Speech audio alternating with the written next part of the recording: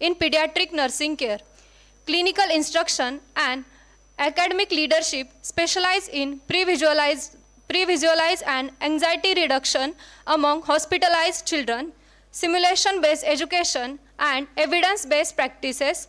Actively, Sir is engaged in research publication and mentoring of nursing students. Sir has completed MSc Nursing in Pediatric from KIMS Deemed University, Karad in 2019. Sir has completed BSc Nursing from KIMS Deemed University, Karad. About Sir professional experience: lecturer at Government College of Nursing, Satara, tutor at Krishna Institute of Medical Sciences, Karad, clinical instructor at MES College of Nursing. Sir has achieved Favorite Teacher Award from KVV Deemed to be University, Karad. Government of India copyrights for animation videos on nursing procedures.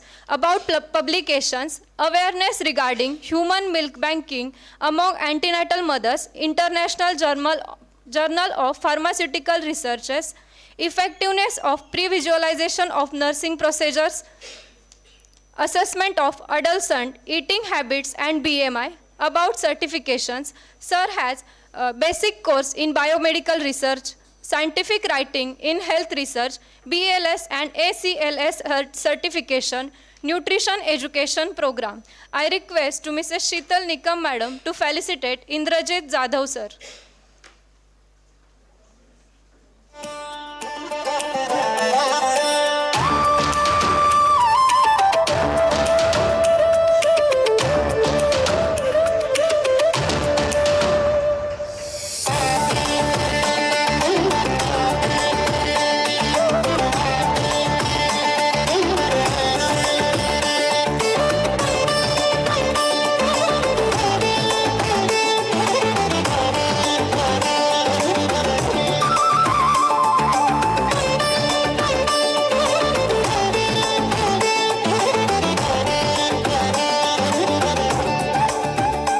Thank you, sir. I request to Indrajit Jadhav sir to start our next session.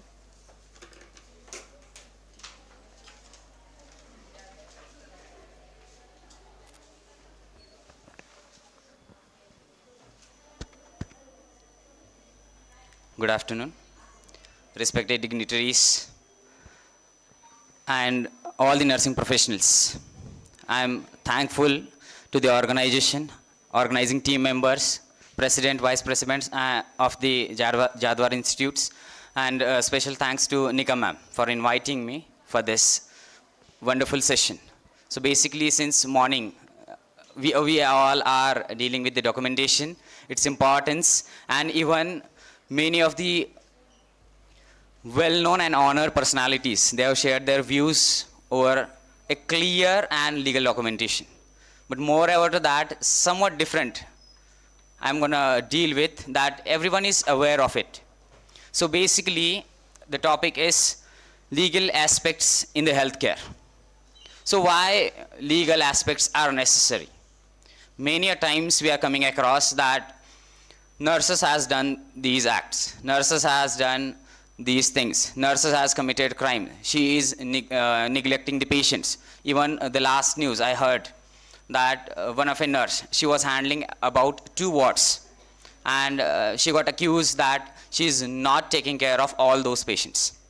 So if suppose 50 patients are there and she is only one person, she has to take care of all the 50 patients, which is not ethically right. Professionally, competency will not be developed, and moreover to that, it's very difficult her to deal with each and every patient. As a nurses, we are coming across many a times with multiple same questions, and a best and the worst response of a nurse can be a stress and burnout. Many people, they are suffering, but still we are obligated with certain rules, regulations, ethics, and moreover to that, a professionalism and the professional behavior. So we'll proceed with the same. Next. He's going to update. Okay.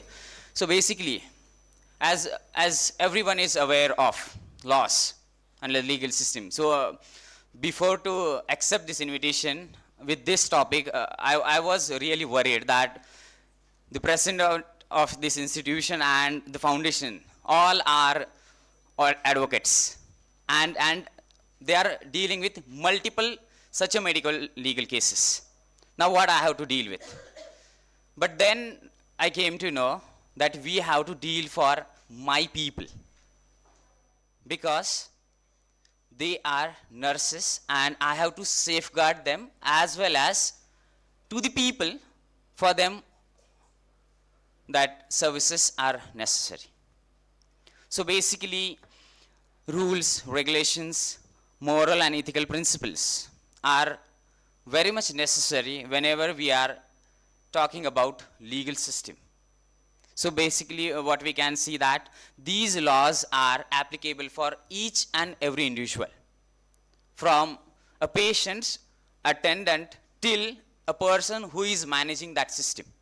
Everyone are there and everyone is responsible, but yet our role is somewhat different.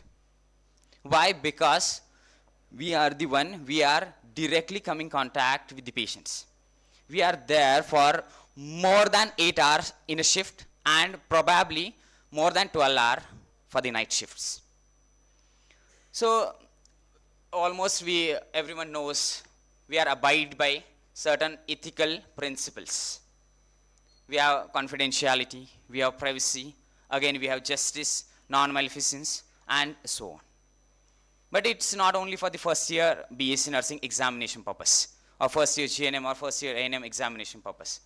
For day-to-day life, we are coming across such issues and incidences, and whenever incidences are happening, that time only we are getting aware that this has happened and now I have to seek help.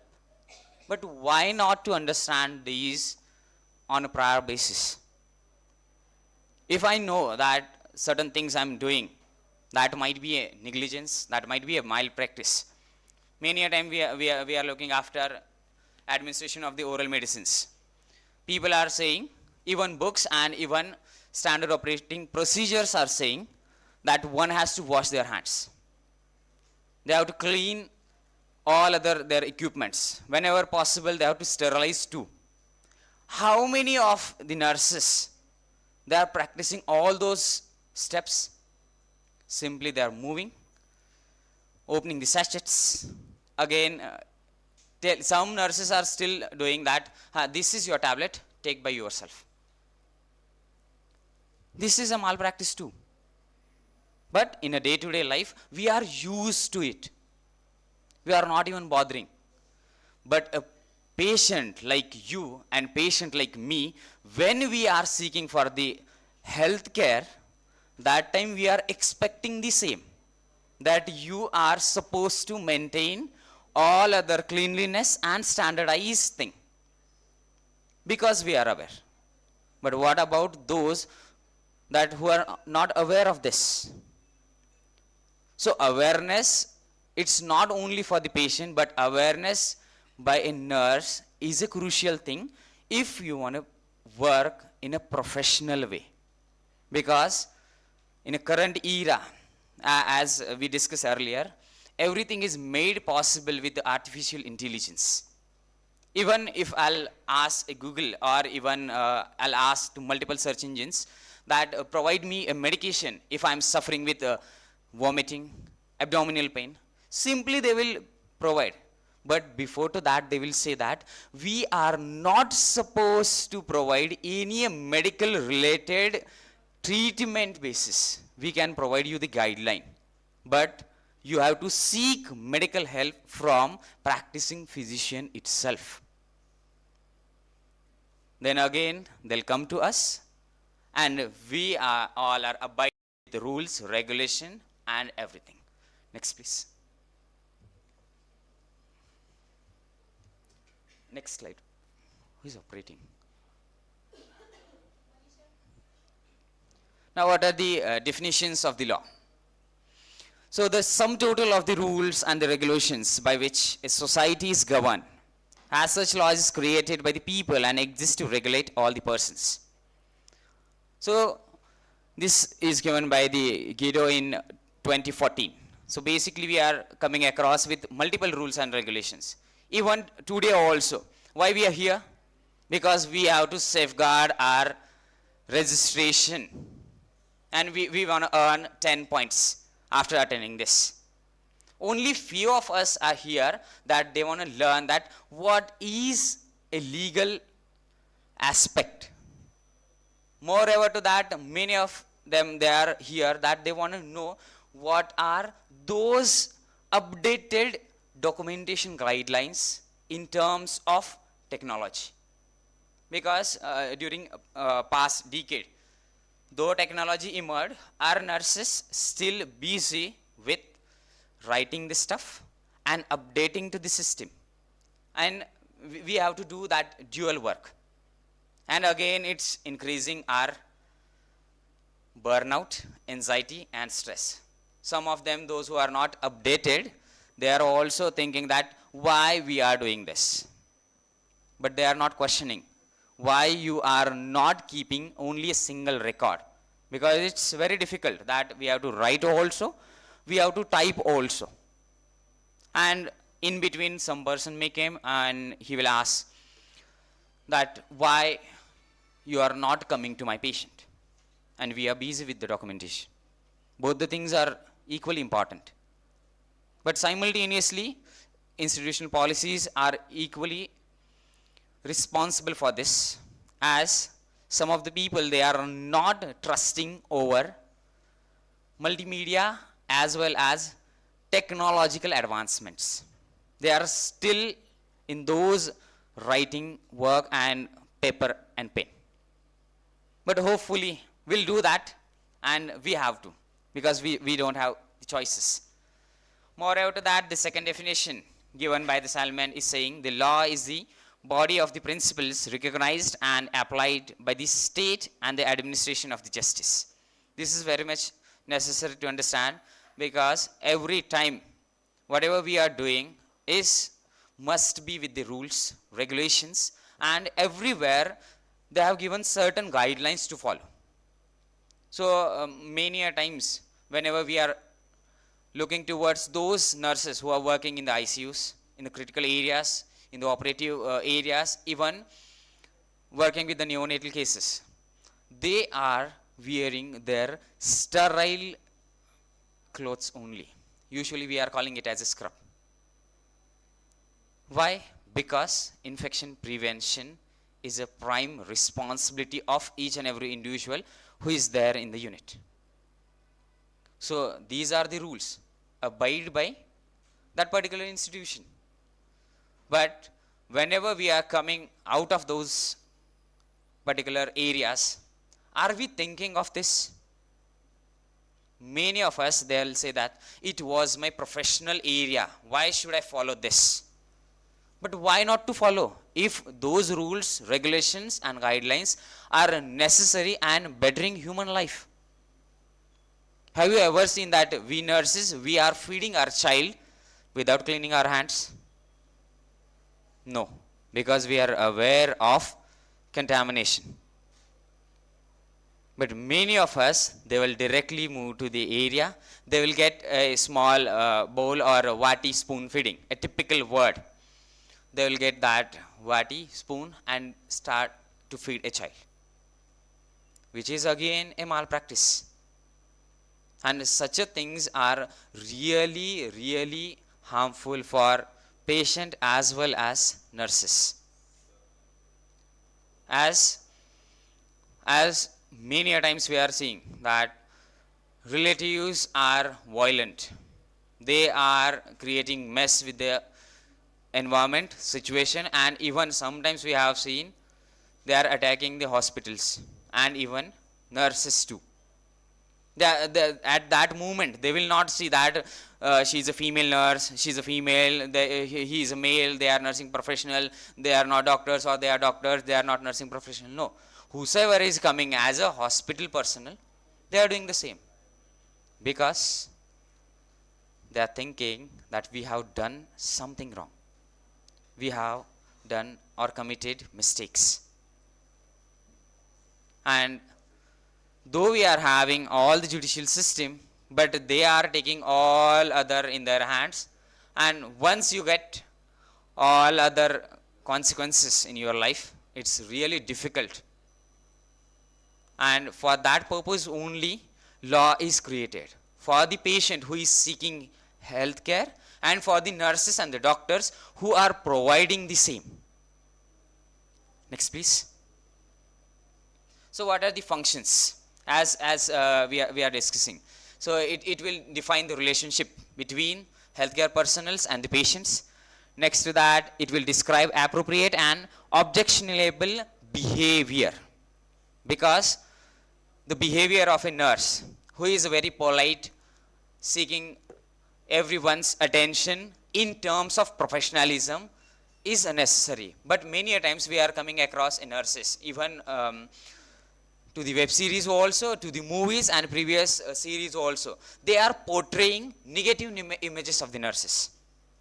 Even this issue I have addressed many a time, that whenever any misconduct is happening in a hospital, if that actor or actresses or the leading person is admitted to the hospital, nurse is doing something, giving wrong medicines or killing that patient, likewise.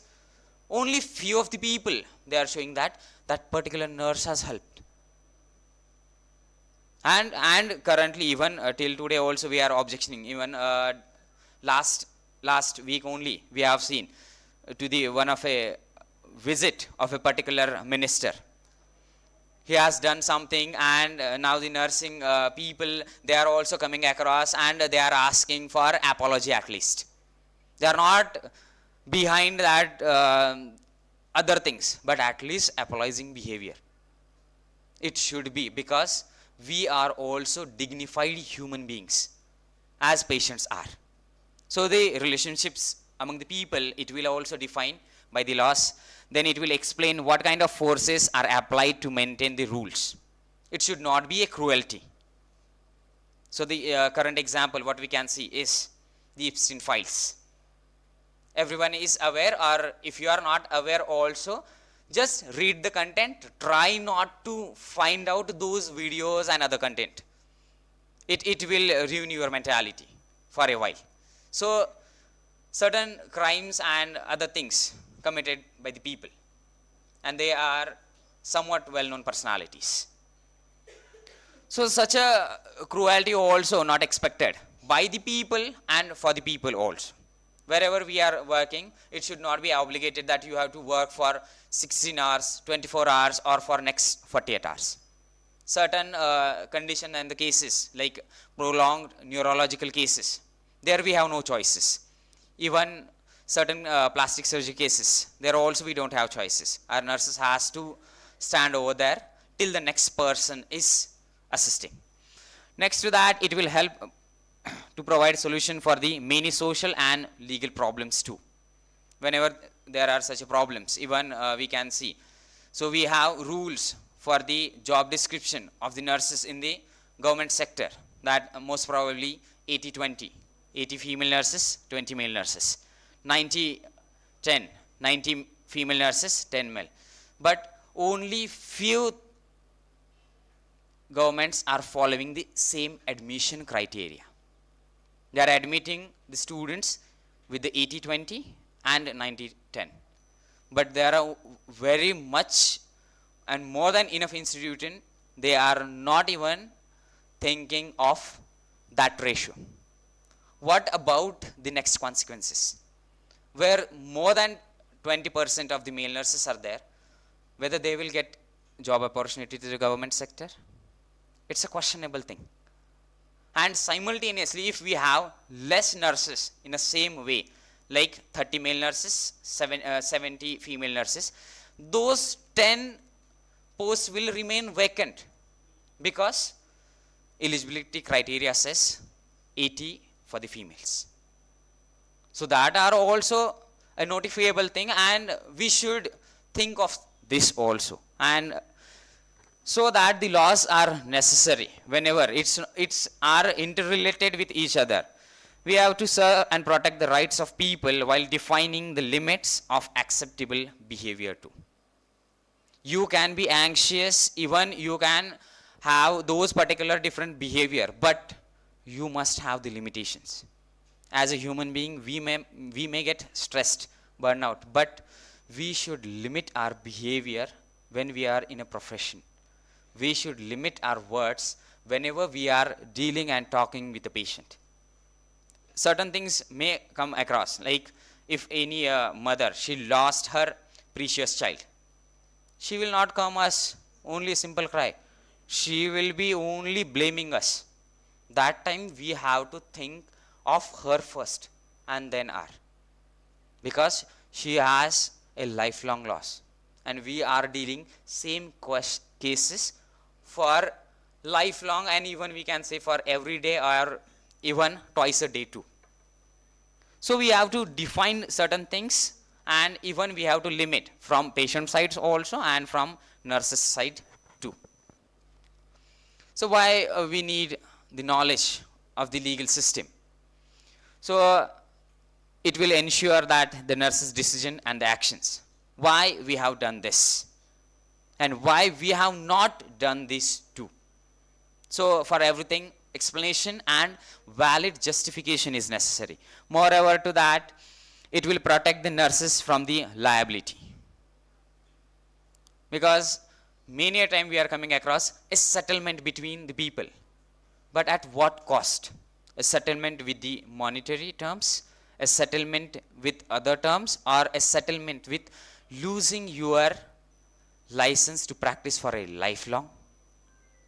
Instead, we must learn we are not supposed to land in particular consequences which are obeyed by laws and regulation, which will ruin our professional dignity as a nurse.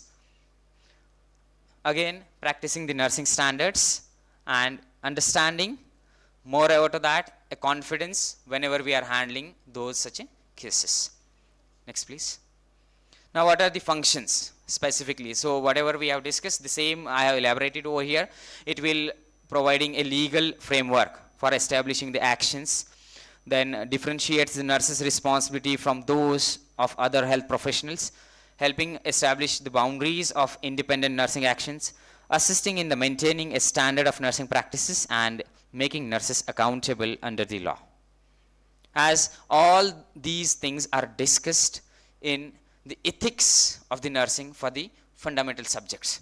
And to the last, what we can see in the management and administration, same things we are coming across.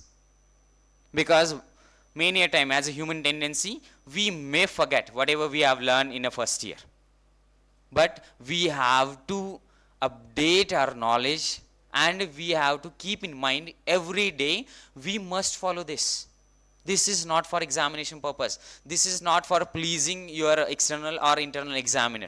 This is for ourselves. This is for myself and yourself too. Now we have certain laws.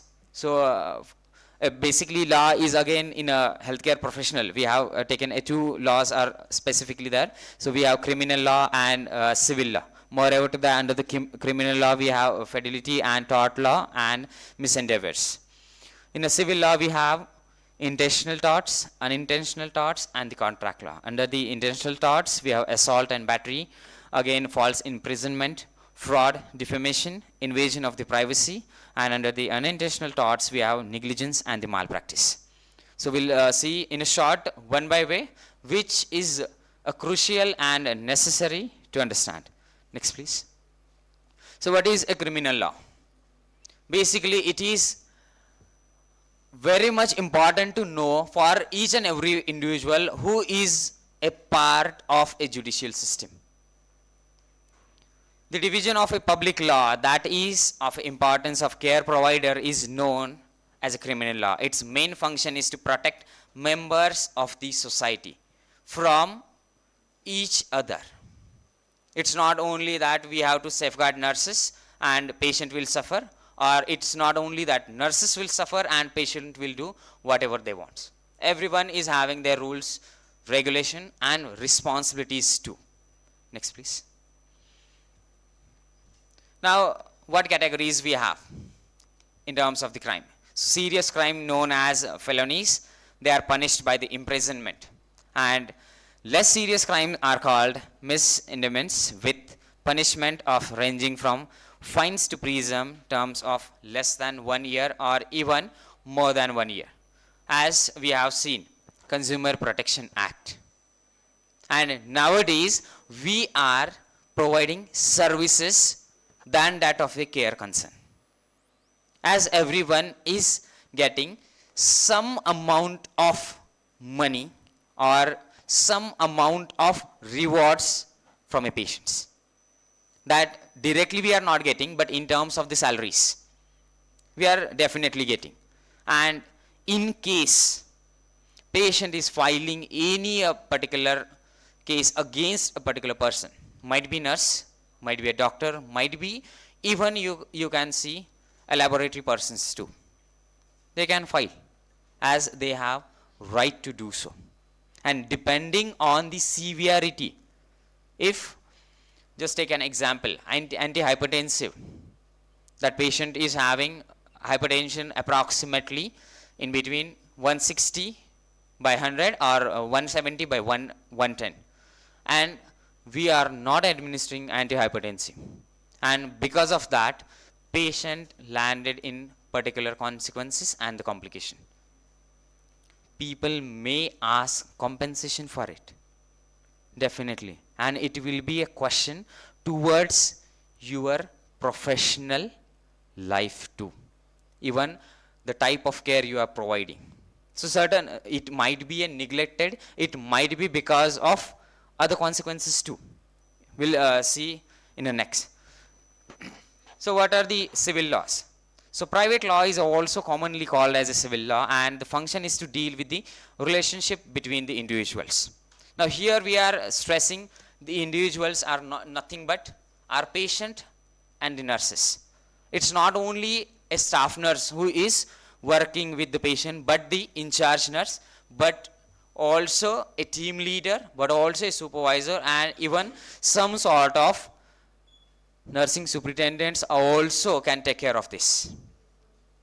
Many a times, if say a nurse committing the same mistakes of a negligence, firstly she can discuss with the issues, next to that she may warn, third time she may ask for certain thing, and by herself only she can file a case against a particular person, as she is having right, as she will be a boss of particular unit, and it's a responsibility of boss to regulate all the unit in a very effective way.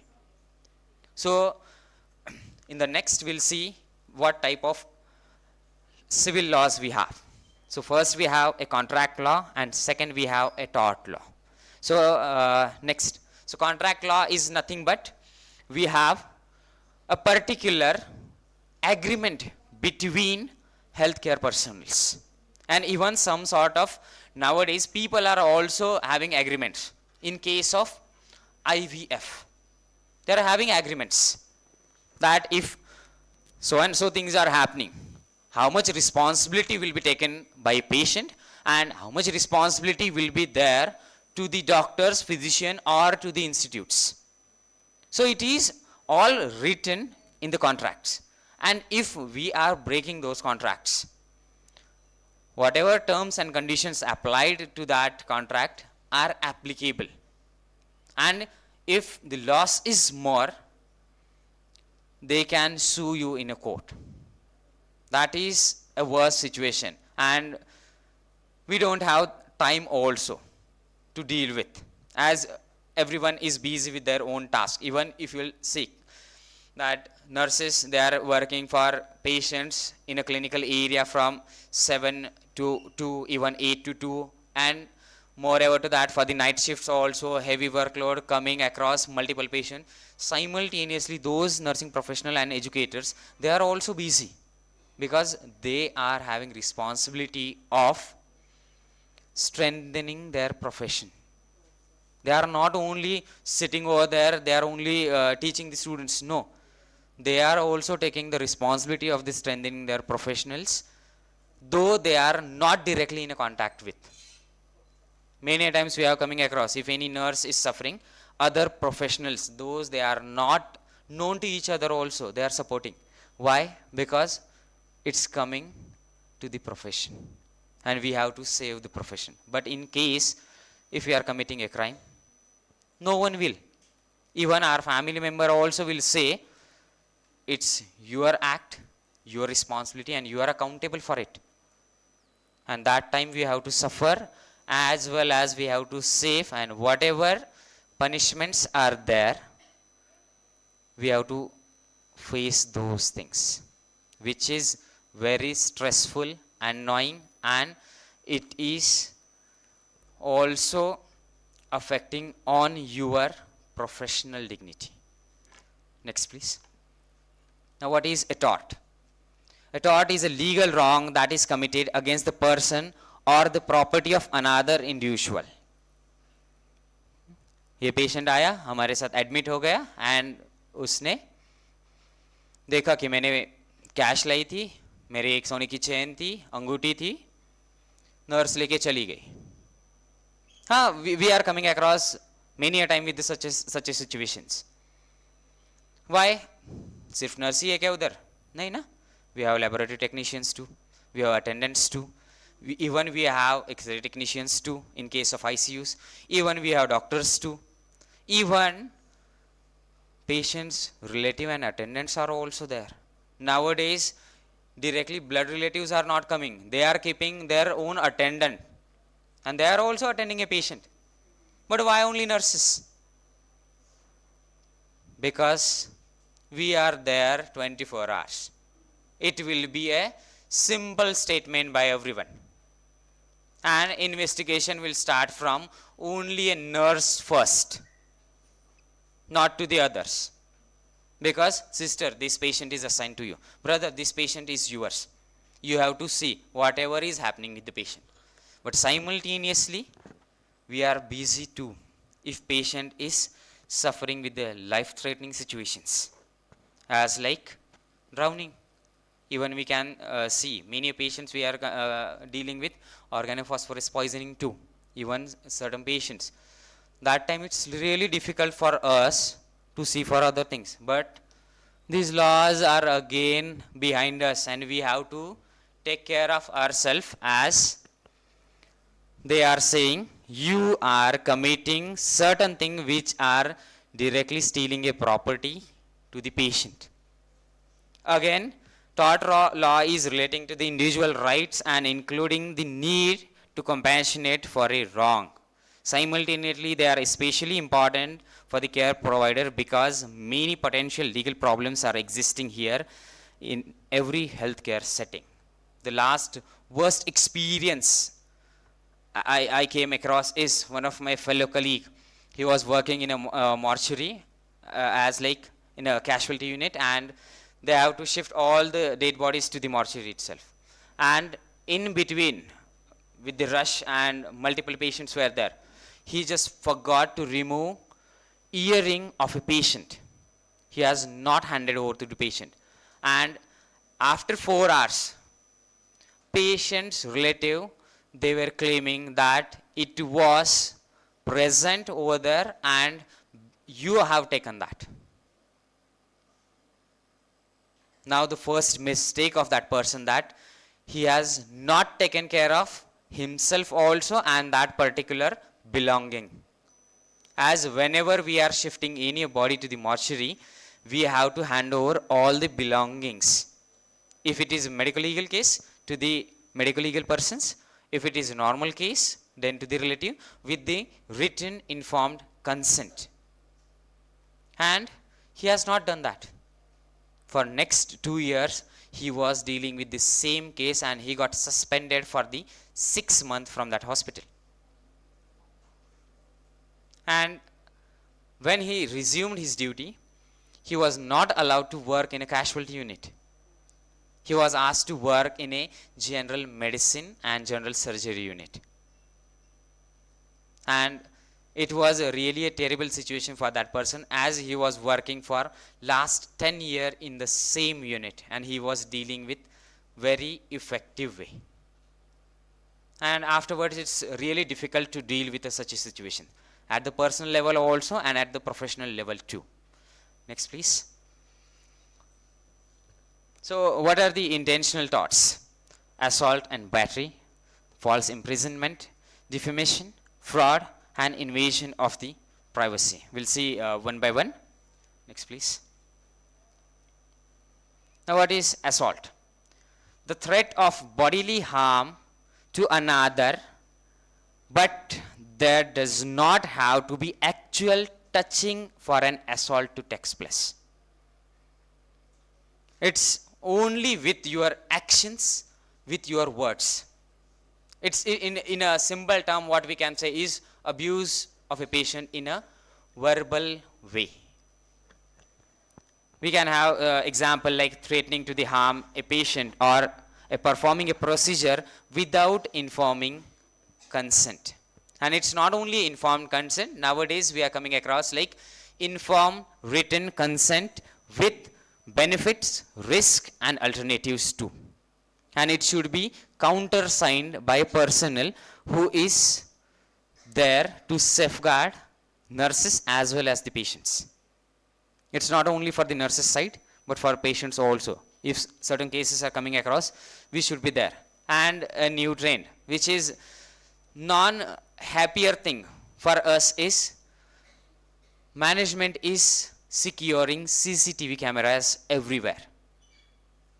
We are having threat of it, that if I'm sitting over there, they will call me. They will ask me the reason why I'm sitting. Even if I'm doing anything else, they will ask. Even if I'll use a mobile phone, they will ask. But why don't you think that it will safeguard when you will be in a false accusations? Definitely it will help, because people, for the namesake or for the fame sake also, they may accuse that you are not talking in a very effective way. But if it is there a CCTV camera, your action speaks more than the words. If you are loud, your actions will be different. If you are polite and a professional, your actions will be different. And even where I'm working, we have CCTV camera as well as microphones too. It will definitely safeguard to the students as well as the teachers. Because we don't have choice to talk other than professional, and students don't have choice to do anything which is not professional. So we are in a healthy therapeutic relationship as a student teacher, and we are creating educational environment. We don't have any threat. Even our student used to enjoy under CCTV camera also. Because we are not asking that why you are chit-chatting and discussing. As they are a student, they can do. This is the simple thing. We are not expecting them that you have to sit as like you are attending a particular examination session and you are not supposed to talk. It is a simple thing, and one should understand as a human being too. Next, please. Now, what is a battery? It is actual bodily harm to another person without a permission. It is also called as a unlawful touching. So, performing procedure without informed consent of a patient. Many a times these things are happening with the pediatric clients. What we are thinking, no, he's a kid. Madam, please, within a 1 minute, we'll do that. But whatever you are doing, are you really informing to the patients? Informing to the caregivers? Informing to the others? No. Even pediatric clients are also having right to know whatever we are doing. And based on that only, I have chosen my PhD topic as a pre-visualization, where I am giving all the information, whatever I am performing. It might be intravenous cannulation, it might be IM injections, it might be nebulization procedure, and even administration of simple oral medicines. And the class we have chosen is a schooler child, because their mentality is up to that understanding that whatever is happening, we can deal with, we can discuss, and eventually they will cope up with us. And if they are refusing to do so, they are having right. And we should accept. If he is refusing to me, I can ask for the alternative also.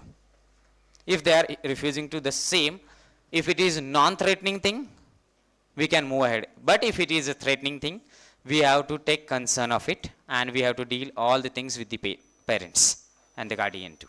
So it is, battery is nothing but we are harming. So many a time in the ICUs, as everyone is aware, people are assaulting, even nurses too, to the patient who are mentally sick, even they have lost their orientation to the time, place and the person, and they are taking advantage.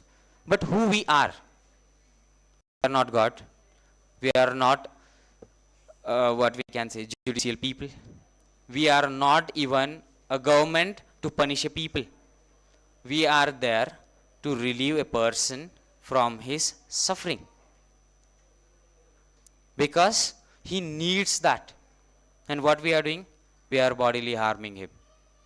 Even in my professional life till today, many a patient, they are complaining about bodily harm, specifically in ICUs, specifically in a labor room too.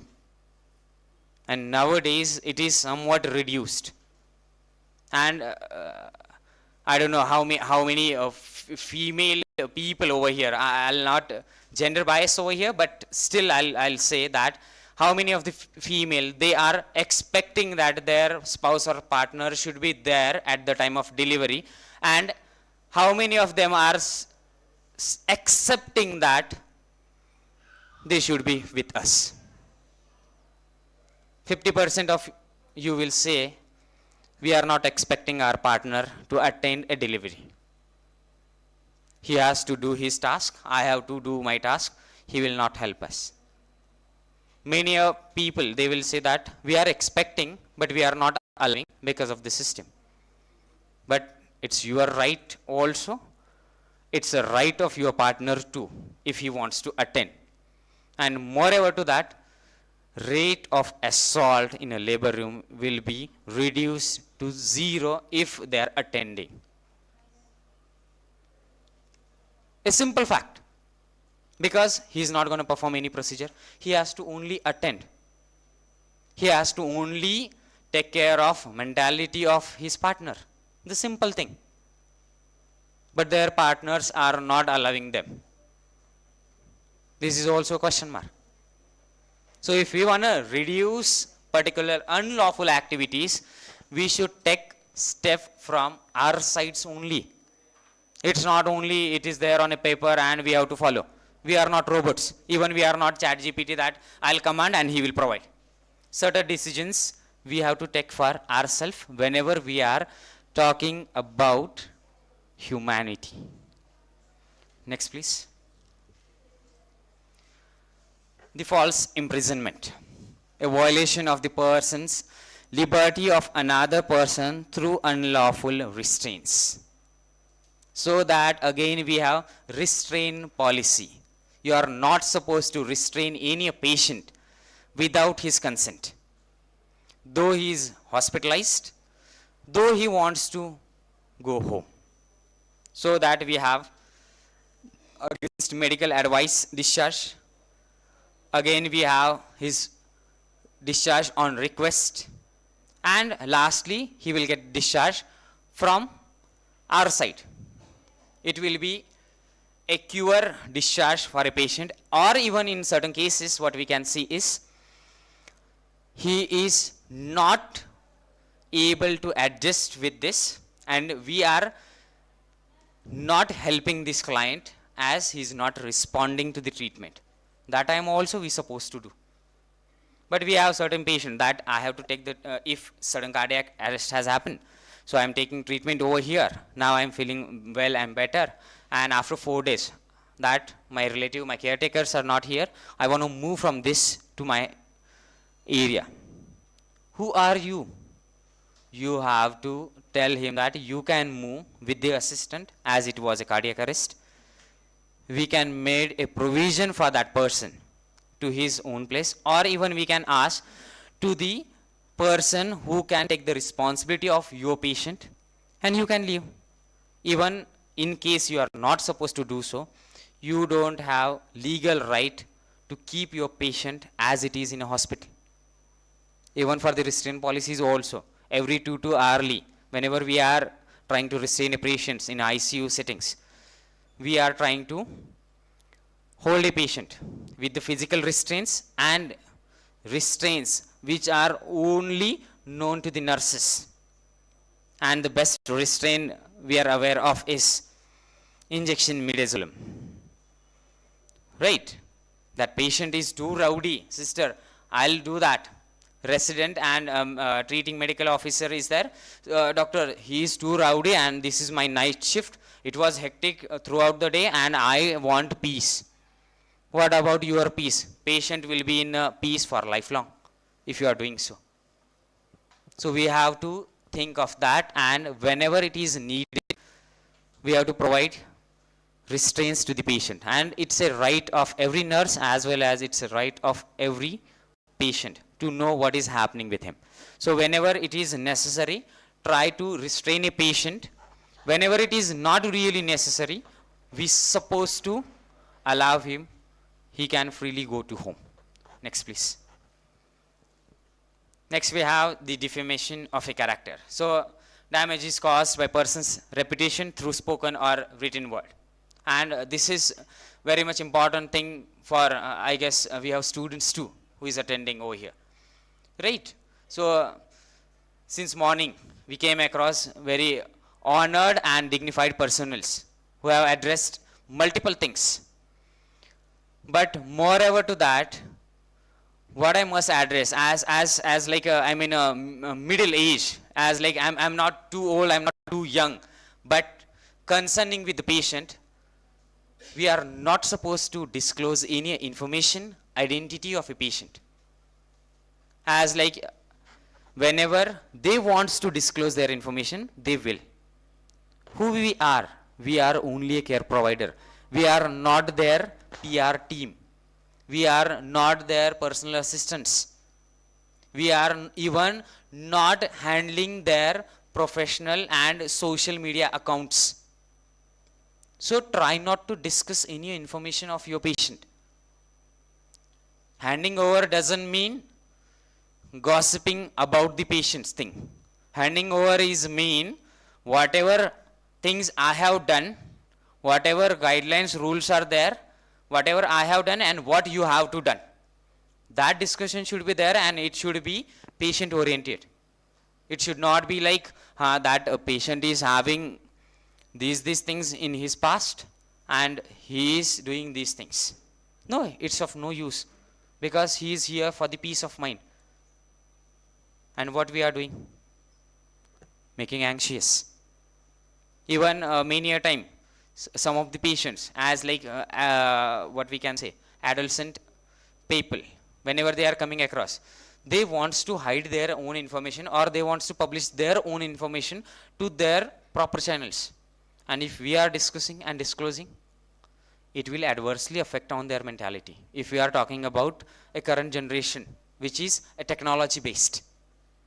So basically, we are not supposed to create any mess with our spoken words. We are not supposed to discuss any thing which is not related to the healthcare.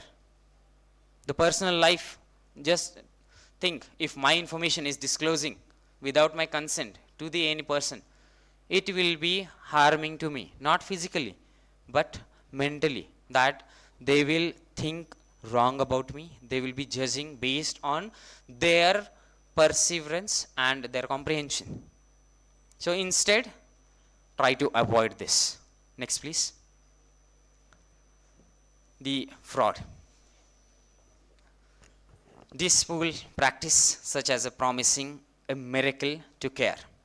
As like the image I have taken over here. False information.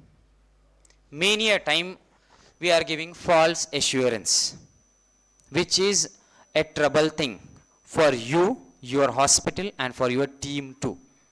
We are thinking that nothing will happen, your child will be okay, your partner will be okay. But if it is not, who will be responsible for the next consequences? Just take an example, day before yesterday, one of my friend, he met with an accident and he lost his wife. And simultaneously he was in ICU. He got intubated for the 2 days, and moreover to that, whenever the moment he became conscious, he asked, where is my wife? Now we have ethical dilemma over here, whether to say a truth or to hide. It's not an ethical dilemma, it's a decision of a nurse that she should discuss with the family member, because as our policy and ethics, we supposed to provide all the information to the patient, but if their family members, they are not allowing us to discuss anything, we are not supposed to do that, because it is necessary for saving that person. And we don't have a role of this. Who we are, we have to take care of patient, administer medication whenever needed. We have to do the suction, we have to change the position, we have to see for physical as well as physiological needs. Moreover to that, rest all with the consent and the legal procedure will proceed. In case any of us will say that your wife is okay, fine, and she is also next to you and she is asking, what you will say? When he will become a healthy one, and he will say that nurse said me my wife is okay and all right. He will not ask to his relatives and the family member. He will definitely come to us and he will ask, where is my wife? You said the things. And that time no one will safeguard, not even family members. But in case if you have discussed this scenario with the family members and the patient caretaker, they will simply say that we told that nurse to discuss such and such a things. And whosoever patients are coming to us, they are trusting on us.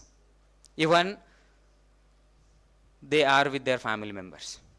At the end, we are the god of healthcare system. And everyone is having their own belief system. So instead, try not to enter in a particular situations. Be a person who can be a change for professional things. Next, please. The invasion of the privacy. The unauthorized publicity of the information about the patient. Reel making competition among the student nurses. Nowadays, we are coming across lot too many reels which are disclosing the information about the patients, which are disclosing information about themselves, which are disclosing even the information about their mentors, and even they are showing the information which they cannot see but we can see. They are saying that we are doing a procedure of medication administration. Only a giving tablet is not a procedure. From preparation of the environment, patient, self, and even your articles, then after washing the hand, approaching to the patient, discussing even effective communication, afterwards doing all the SOPs, it will become your procedure of administration of medicines. Giving a tablet is not a procedure of a medicine administration. Even I have seen some of the people, they are showing that it was a work and we were documenting. What you were documenting? You don't have right to document anything which you have not done. And if you are doing so things that senior nurse said that student nurse, please document, I have taken vitals and these many things. If you have not done, she has done, and patient has hypotension, and you are writing that it's a normal. Who will be responsible? Nurse will simply say that I have not written, this is not my handwriting. You will say that I have not taken, nurse has said. And both are held responsible. Because whosoever admitting to the nursing programs, by the end of first year, they should become a legal person in a society.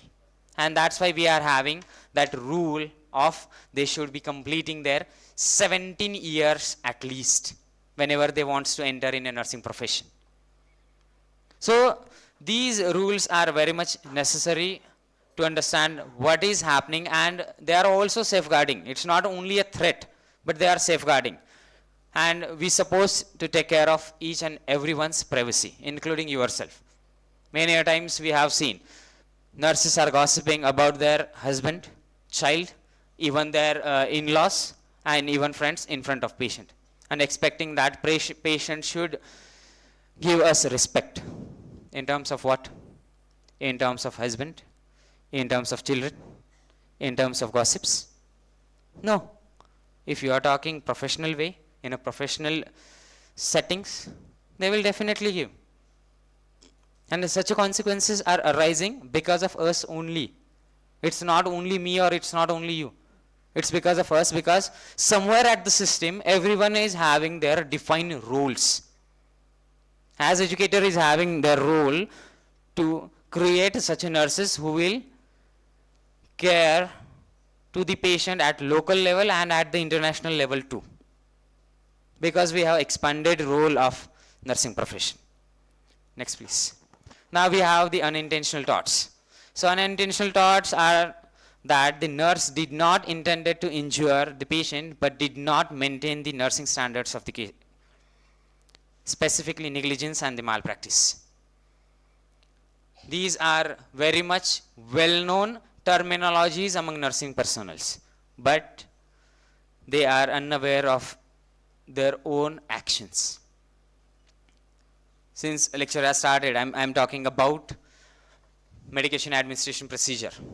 If you are not giving, is your intentional thoughts, but if you are giving in a wrongful way, it will be a malpractice.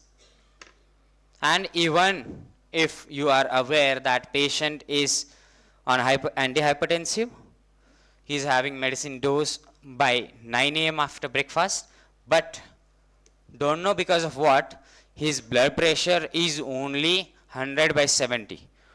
Do I need to administer antihypertensive? No, because it's your judgment and decision of not administering at that time, but responsibility to inform a treating physician that so and so patient is not having hypertension today and I have not administered this. But in such a way things are not happening. What we are doing? We are scratching that we have administered, and it will directly interfere and affect on patient outcome. So we'll see only these two things which are very much necessary. Next please. So negligence is a risk of harm to others by failing to do something that a reasonable person would not ordinarily do, or doing something that reasonable person would not do.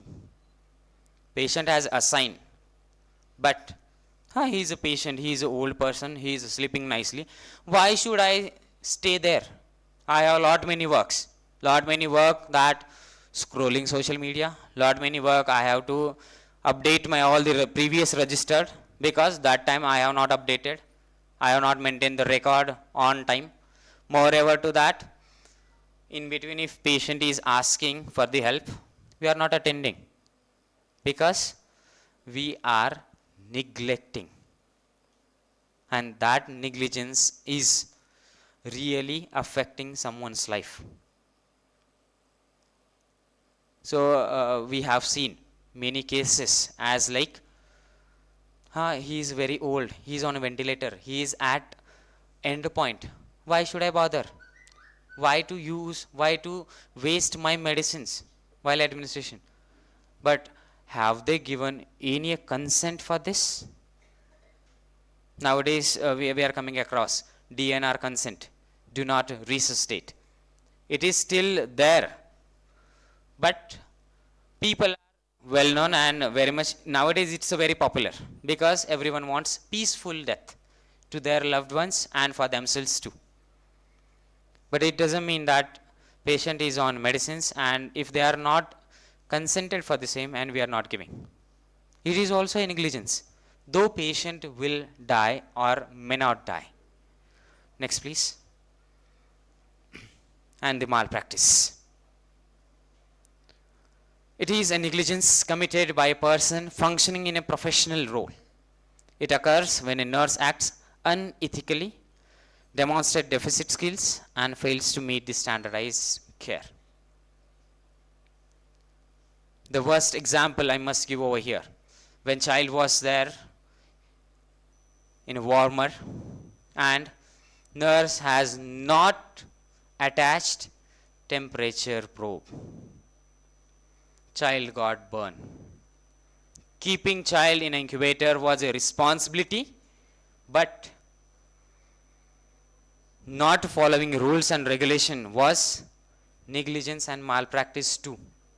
Negligence because continuously she has monitored, and malpractice because she has not followed all the alarm system, though they are alarming, and she has not kept temperature probe over there.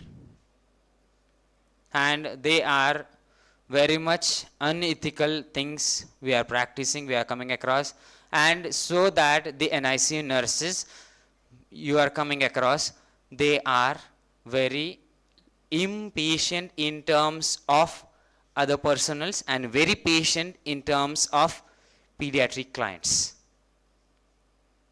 जब भी आप लोग NICU में enter करोगे as a first year second year JNM student और third year BSc student, you will see that वो sir वो बहुत फ्रस्ट्रेटिंग है, इरिटेटिंग है, वो बहुत डेंजर है. क्यों?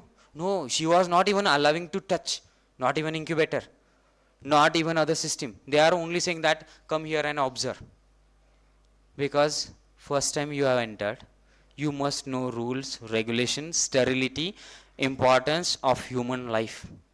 Not only in terms of adult health nursing, but in terms of pediatric client and child health nursing.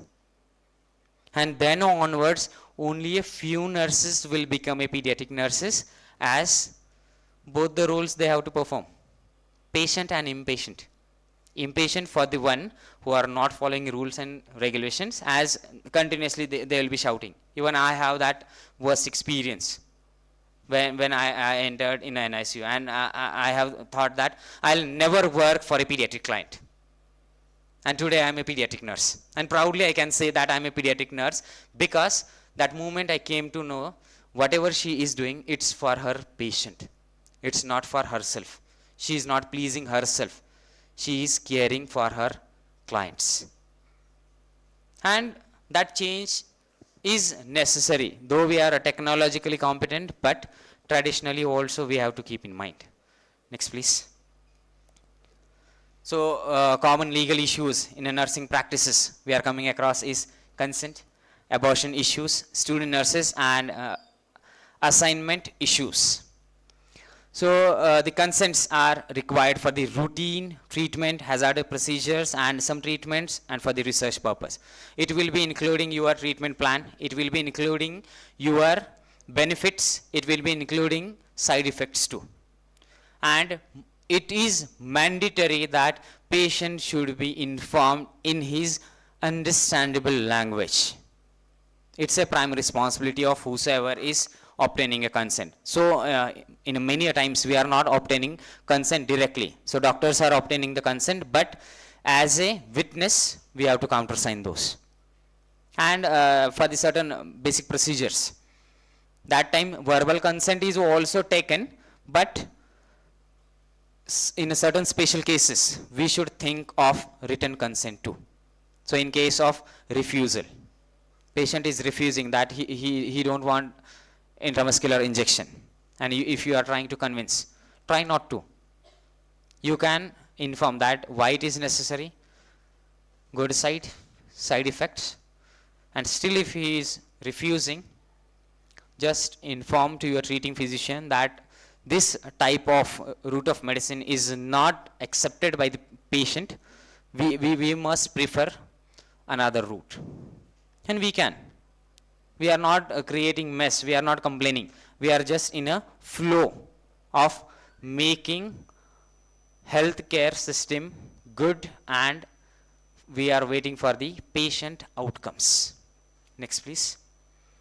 So abortion issues. So previously, till 20th of the week of gestation, it was allowed for the safe abortion practices. But since 2023, they have expanded this gestational age to the 24 weeks of the gestation, that women can terminate the pregnancy. And the one more benefit given by the Supreme Court is they are taking the decision by themselves. There is no need of their partner to sign that consent. If they don't want a child, they can proceed for the same. It might be accidental pregnancy, it might be a rape victim, it might be teenage pregnancy. The right is given to the mother itself. So previously it was not given. Signature was there, either of spouses or the family members too. But we are leading towards the women empowerment, and we are giving that rights to the women. So every time we are dealing such cases, we should think of that mother and her mentality, and even for the outcome. Next please. The student nurses. It's not only we registered nurses. Nowadays, student nurses are also held responsible for their actions, as whatever procedures we have not thought, but they are very much eager to do. And with this, they are committing the mistakes. If mistakes are compensatable, we'll compensate, even by the institution, by the nursing personnel side, and from the mentor side too. But if it is not compensatable, they have to face all those consequences.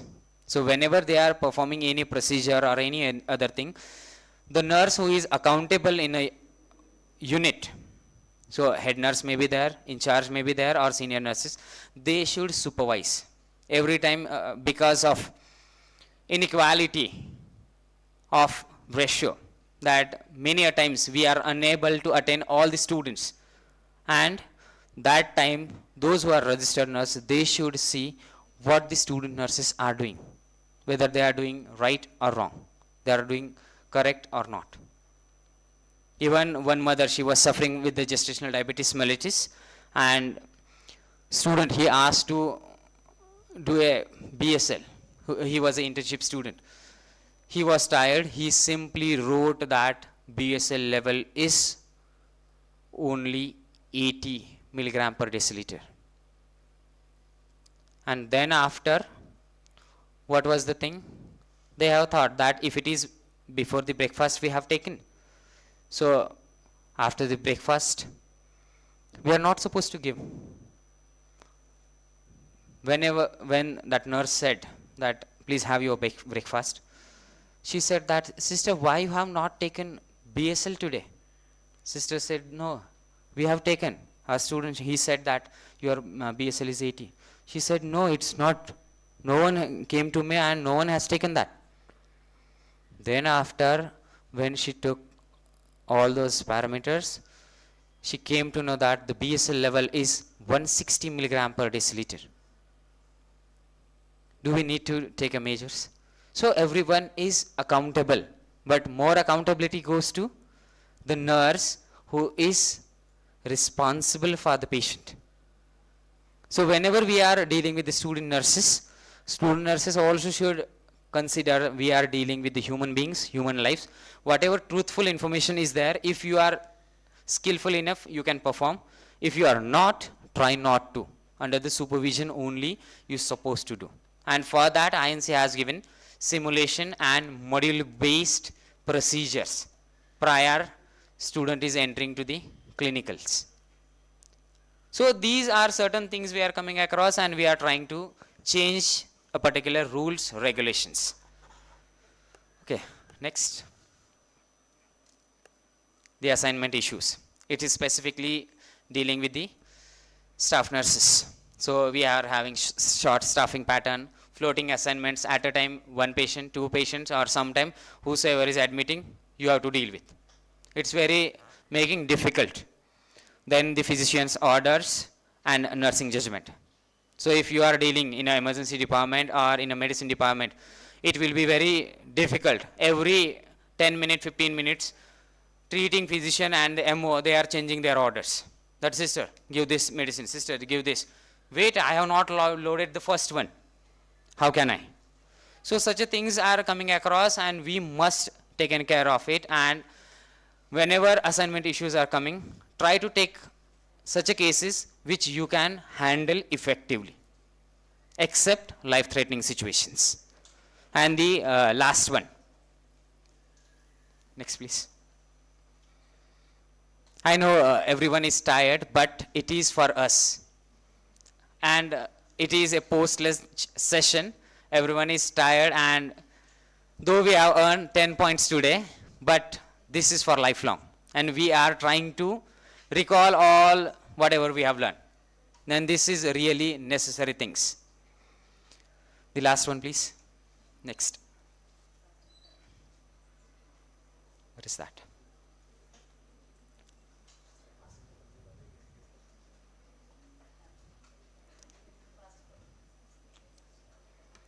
Now we have certain medical legal responsibilities, whatever we have discussed.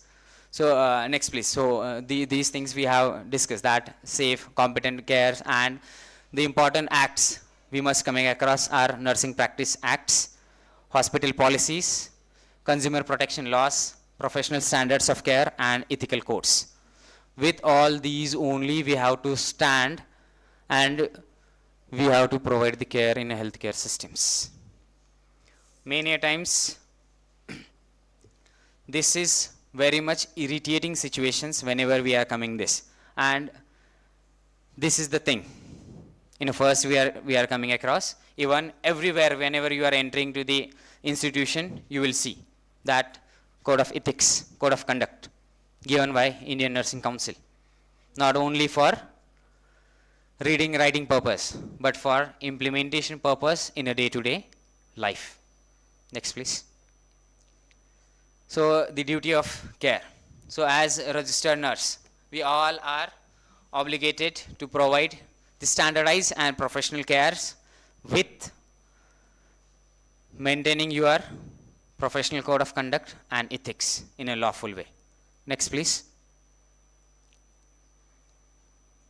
The standardization of the care. The level of care which we are providing, it must be standardized.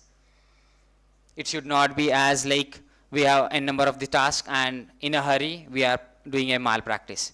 So we must see the professional standards, institutional protocols, and clinical guidelines to perform certain acts.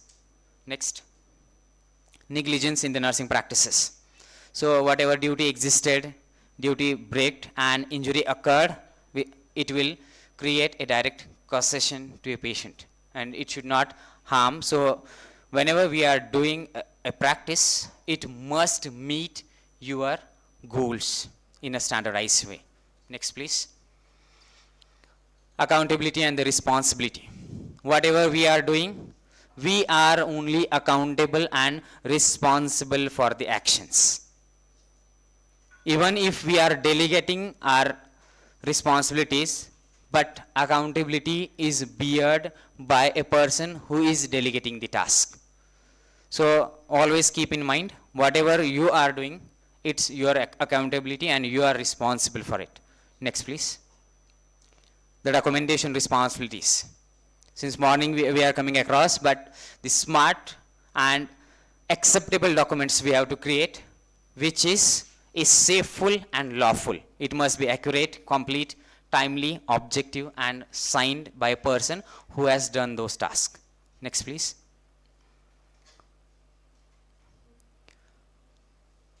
The responsibilities for the nurses are, it will prevent you from increased litigation, it will prevent you from loss of defense in a court, and it will be legal important in evidences in court, proof of care provided, and communication tool between the healthcare professionals.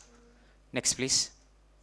Informed consent responsibilities. As earlier we have seen, it must be in understandable language.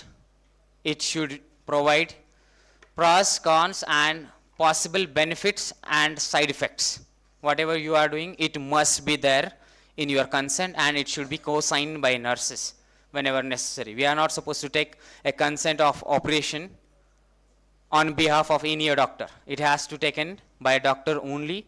We can co-consent it. Okay, next please. Medication safety responsibility, following all the rights of medication administration. Specifically, when I was in a UG program, it was only 10. I came to the PG, it was 12, and nowadays for my students I'm teaching 14. So it's updating, and whatever updates are there, it's for human being and human welfare, and we have to keep in mind and we have to follow. Next please. The patient advocacy. So every nurse is a advocate of the patient to protect the patient rights, speak against the unsafe care, report unethical practices, and failure to advocate may lead to the legal liability. Next, confidentiality and privacy, as earlier we have seen. So invasion of the privacy is taken care, and we have to keep all the information of a patient in a confidential way, as it's ethic also, and law is also saying you are not supposed to disclose any information of a patient. Next please. Delegation and the supervision. Whatever task nurse is delegating, so there are certain situations that we have to delegate as a senior nurse to the junior one, and junior nurse whenever she is leaving their units, that time whatever assisting staff you are providing, it should be competent enough. They should taken care of the patient whatever you are expecting in a standardized way. Next, how it will be safeguarding from the legal consequences. So first and foremost, we have to practice safely. Second, we have to communicate effectively, not only with the patient but with the healthcare team member too, as we may have our enemies who is sitting near to us. So whenever it's a condition that about the communication, it must be a therapeutic one. Documentation carefully and timely. If you have done and not document, it means that you have not done. Next to that, delegating your authorities wisely, staying updated with the skills, and maintaining positive relationship with the patient as well as your healthcare system. So if you are not doing this, we have professional consequences like license suspension, job termination, legal consequences like civil compensation, criminal charges will be there, personal consequences like stress and reputation damages. And if we wanted to safeguard from this, we have to keep in mind the legal issues, and we have to practice lawfully. Though we are not lawyers, but we don't want to visit those lawyers in terms of medical negligence and medical aspects. Okay. I think with this, I have talked more than enough, which is really necessary in terms of safeguarding my profession, my colleagues, my student, as well as myself. Okay, thank you.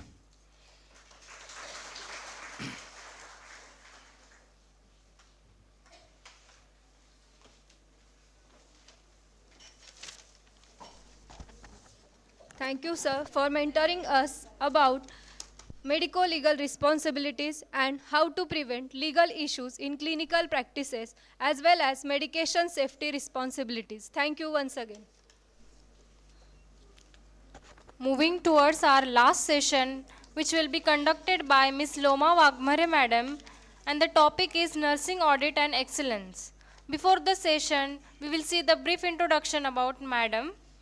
Ms. Loma Wagmare Madam is currently matron at KEM Hospital, Pune, and NABH assessor with more than 15 years of experience in clinical nursing, education, infection control and prevention, nursing administration and quality management in Ruby Hall Clinic, Pune. Currently, she is working as matron and quality circle at KEM Hospital, a 570-bedded tertiary care hospital. Madam holds MSc in Medical Surgical Nursing, Oncology, and Masters in Hospital Management. She is also a member of professional organization TNAI, INS, CCNS, ONAI, ANEI, and CAHO. Madam has completed PGDHM and Medical Tourism from Medversity and Apollo Hospitals, Educational and Research Foundation, Hyderabad, India. Now, I request Mrs. Sheetal Nikam ma'am, our principal, to felicitate Ms. Loma Wagmare madam.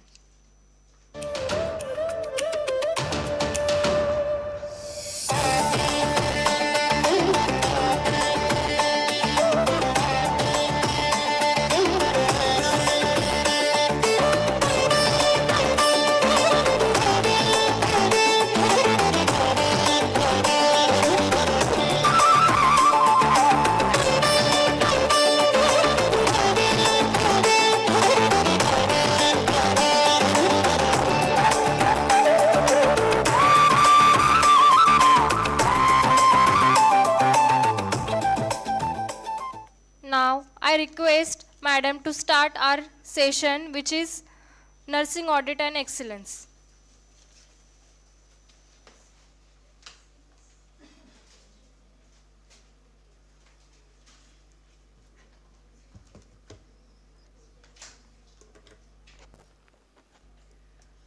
Good afternoon, everybody, respected dignitaries on the dais and off the dais. I express my sincere gratitude to Zadokar Group of Institute of Nursing, Pune, and Principal Madam Sheetal to inviting me for this CPD continuous program for nursing development.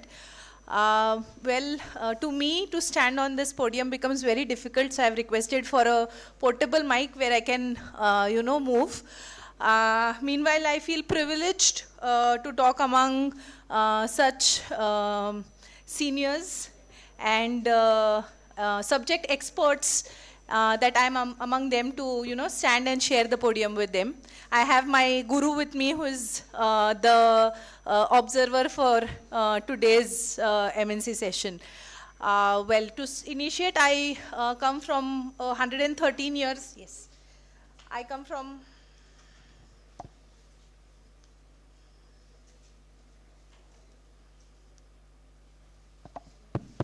Am I audible? Yes, this is more comfortable.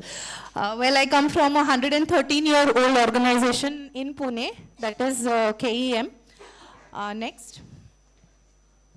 Yeah, so my sincere thanks to my current institute for allowing me to stand here, and again I thank the School of Nursing Zadhavar Group for inviting me as a speaker here. Next. Being from a hospital background, our patient is the only customer that we believe in. He is the God for us. So he is everything. So his journey is in these 7 steps what we can see. So anybody, what is the first step? Kya hai? I want an interactive session. Sheetal madam has given me a big responsibility, to keep you all awake for the last session. Yes? Okay, I can see one of my supervisor here also. Surprise to me. Well, okay. So the first is when the patient arrives at the registration desk. Okay, that's the front, face of any of the hospital. Once he enters, he gets registered to the hospital. Next, there is a triaging. Anybody, what is triaging? मला दोन्ही साइडनी बोललेलं आवडतं. So it's okay. Anybody, if the mic is circulated in the function, 1 तास बोलायचंय मला.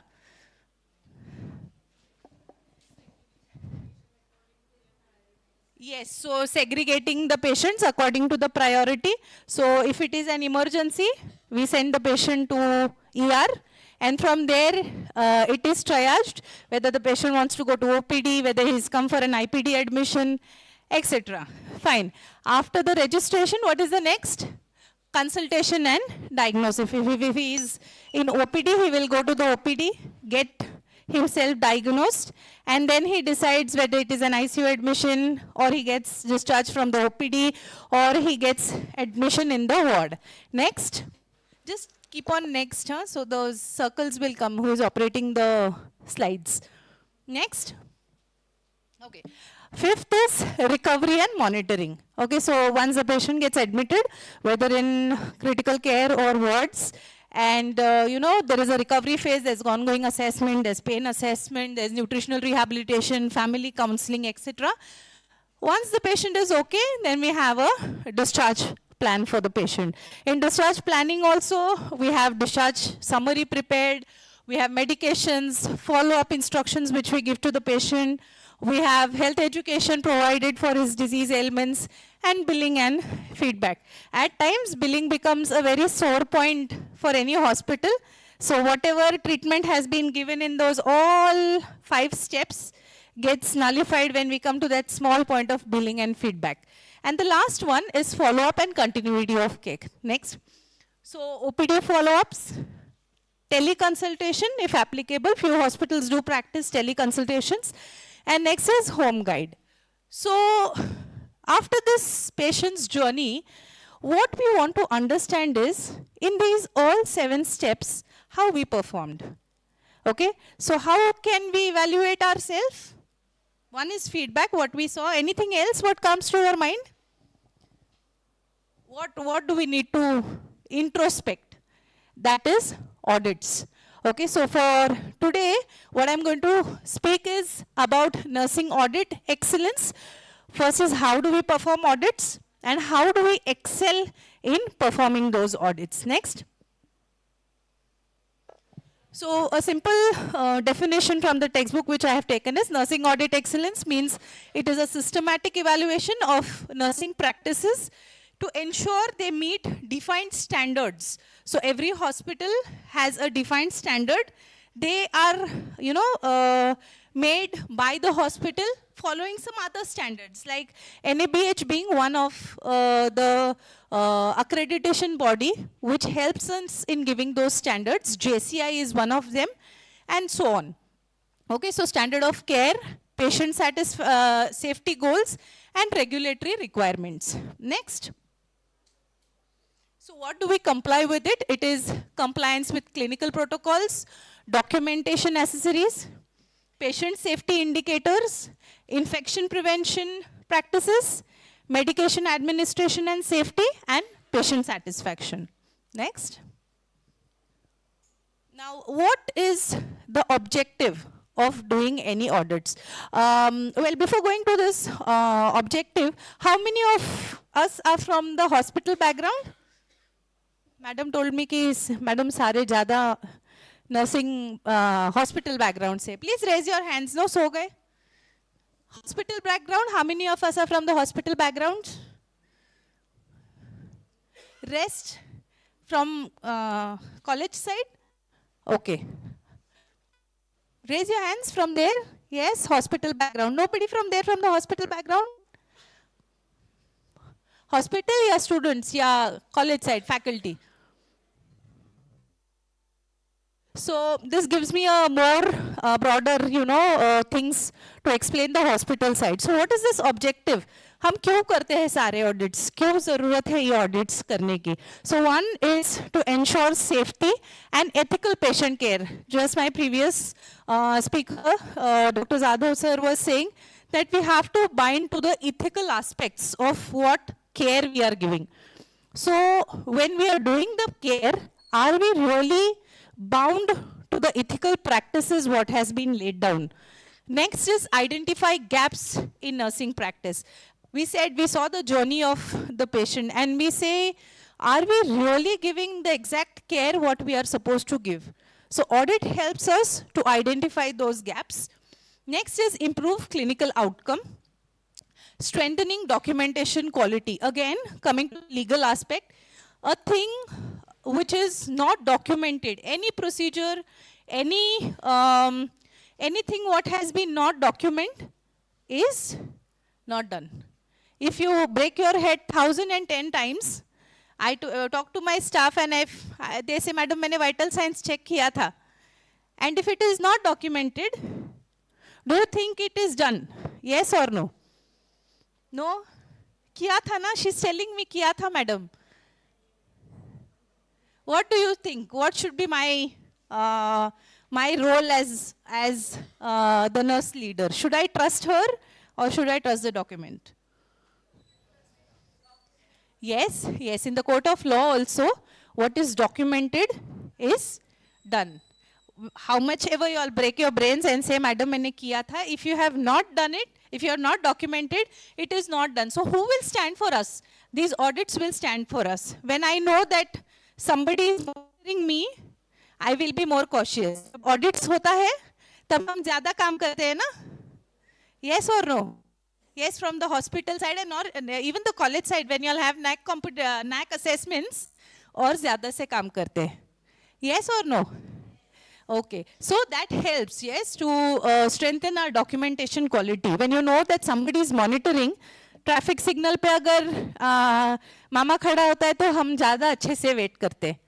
Yes, no? नहीं तो there are very few people who really abide to the rules. Yes, so for that purpose, it's very important to have audits. Next is reduce medico-legal cases, as just my previous speaker mentioned. Promote accountability and transparency in our work. And next is about support NABH accreditation compliance. Okay, now I would say, me being an NABH assessor, many a times I should not generalize, but many of the documentations are made last moment. And then as assessor, हमको समझ में आता है, नया कोरा paper है, print अभी निकाला है. Yes, so these are common practice, but I would suggest to take this large group as, the source to take this message from your hospitals. Please do not do only for the sake of audits. Okay, or for the sake of documentation. Do it real time so that there is no gap and we do not fall into legal litigations. Next.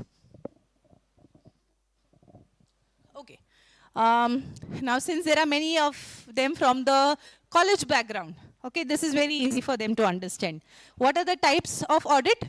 Concurrent audits. What do we mean by concurrent audits? क्या है concurrent audits? दिया है mic group में? It's okay. You can read the slides also. क्या है concurrent audits?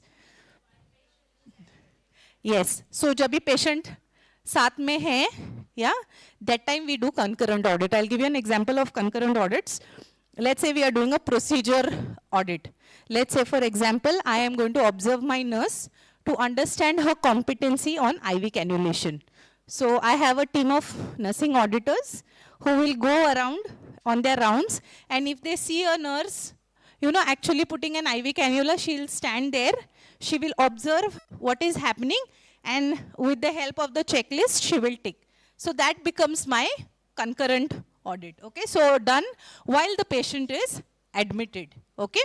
So maximum of the procedure audits which are performed, हम करते हैं ना, College of Nursing, maybe we have our, what we call that? Procedure book.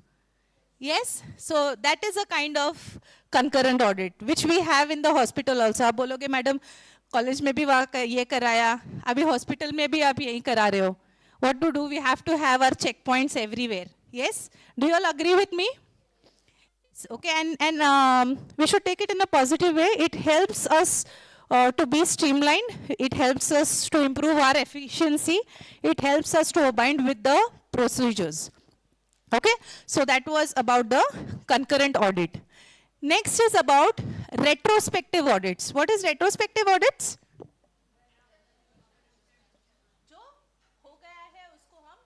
वापस से we do it retrospectively, okay? That means we normally do it from the discharge files.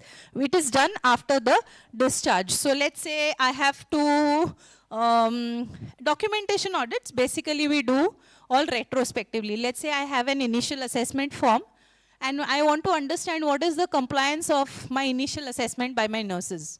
Okay? So I have a checklist, and I remove these files from the MRD, and I do a retrospective audit. Okay, that when the patient is already discharged. It can be done concurrently also. Okay, but maximum what is the patient is discharged. Prospective audit मतलब क्या है? What is prospective audits? Read, no, I want you all to read. Come on.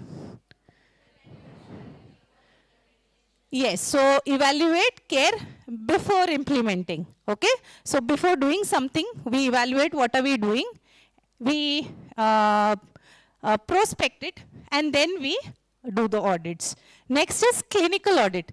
Okay, now clinical audit is a new concept that NABH has introduced from the 5th edition, and it is mandatory कि in one cycle at least each department has one clinical audit. Anybody can tell me what is clinical audit?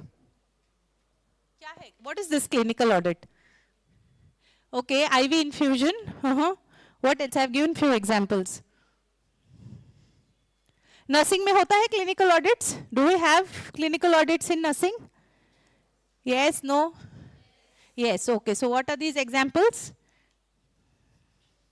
Clinical audits are basically, we have standards, okay, which are given by certain organizations or certain organizing bodies, okay, and those standards, we compare the audits with these standard guidelines, okay. For IV cannulation, Infusion Nursing Society, America and India have laid certain guidelines which we follow. Okay, can you tell me one example of the standard what we have in IV cannulation? कुछ standard बता सकते हैं जो IV cannulation के लिए applicable है? Think, put your thinking hats. It's okay if we are wrong. We are here to learn. कुछ है standard जो INS बताता है? या कुछ भी चल जाता है? Yes, what is it? Okay, to list few, there are, when we make this checklist, we have to follow, I said, certain standards. So for normally, for IV cannulation, we have guidelines which is given by INS, Infusion Nursing Society. They say that we use small bore for large veins. Okay, so जितना बड़ा line है, जितना छोटा cannula हम डालेंगे, that will give the long durability of IV cannula. Okay, that is one of the guidelines what they give. Okay, so if I put, there are studies which say if I put big cannula in a big bore, the length of stay of the cannula reduces. Okay, so ये कैसे पता चलेगा? I will understand only if I do the audits. Yes, then use of transparent dressings. Why do we use transparent dressings in IV cannula? You remember in olden days, we used to use micropores, we used to use tegaderms. Tegaderms abhi use kar rahe. We used to use, what is that, Dynaplast. Yes, then we used to use those cotton tapes. Okay, gone are those days. Because we are adopting the guidelines which have been given. And where are we getting all these? Through clinical audits. Okay, so with those we compare what our hospital is doing. Okay, any hospital for that matter, and then we understand, acha, agar national or international guidelines bolte hai, then my hospital is standing somewhere 80% or 70% or 100% compared to standards. Another example of pressure injury is, I take this opportunity to talk about it. Any guidelines we know about pressure injury? कोई guidelines पता है? पता है, बस बोलना है. कौन सा है guidelines? Prevention of pressure injury. Assessment के लिए which tool we use? Yes, somebody said that. Braden's risk assessment. Yes, so with that standard, I'll tell you a simple audit which can be done. That is Braden score assessment. Let's say my nurse is using this tool to assess, and against that, I audit how effectively she using this Braden score for assessment. Okay, at the end of the session, I would like to show you all our work, what our hospital had done for this pressure injury prevention. Okay, another is push tool. Okay, push tool is for prevention, understanding the worsening of pressure ulcer. So that's how this clinical audit takes place. So in nursing also, we have a lot of standards which different organizations have given us. So we can take those standards and we can compare our work or our practice in our hospitals through clinical audit. Next is documentation audits. As we rightly said that what is not documented is not done. So documentation audits are also equally important to evaluate completeness and accuracy of those documents. Next. Okay, now what is quality assurance in nursing? What is quality? Anybody? Yes, yes, please.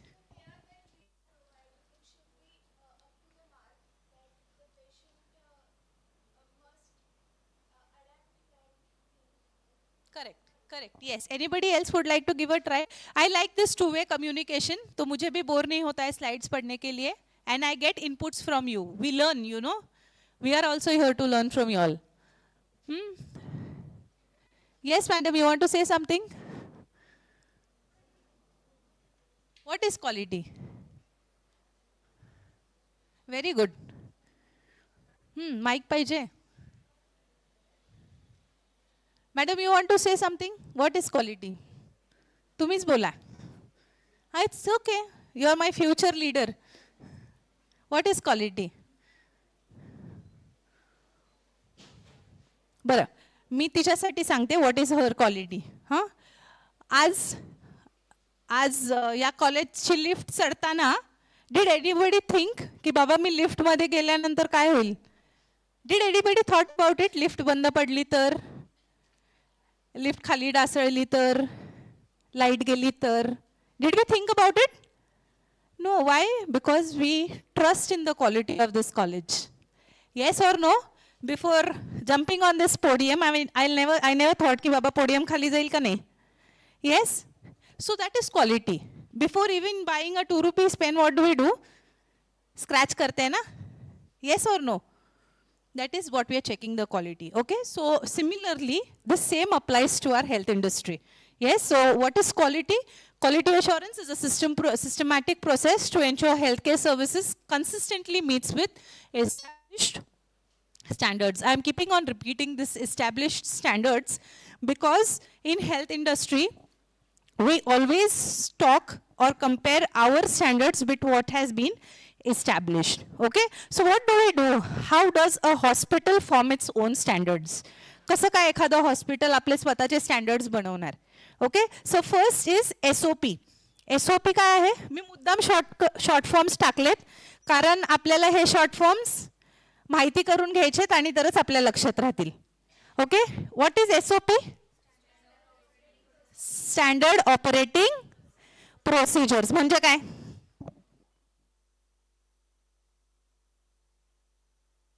Good. It can be given by anybody. Okay. A hospital can make his own SOPs depending on the standards which are laid down. He can make his own SOP. Okay. That is standard operating procedures. Then next is clinical protocols. Okay. Fine. Second is KPI. म्हणजे काय? KPI. What is KPI? Heard of it? Okay. Key performance indicator. Okay. Key performance indicator. So every department, in corporate, in non-corporate, this is just a new term which has evolved, that is key performance indicator, to understand how a department works, how an individual works, how an organization works. So it is for every single person, whether you are working, whether you are not working. Okay. Let's take an example of a housemaid. What are her performance indicators? Batao. We are going in this 1 hour activity. I'm going to talk only for 20-25 minutes, okay? And then we are going to have the group activity. I have told madam. Okay, मैं इतना नहीं बात कर सकते. So you all have to answer. Let's say कि a housemaid, what are her key performance indicator? Key performance indicator मतलब क्या है? When that person's ability, we could say his job performance can be evaluated. We have appraisals. Yes, appraisals are made on what basis? Okay, good. She's added me her cooking style. Good. What else? Cleanliness of the house.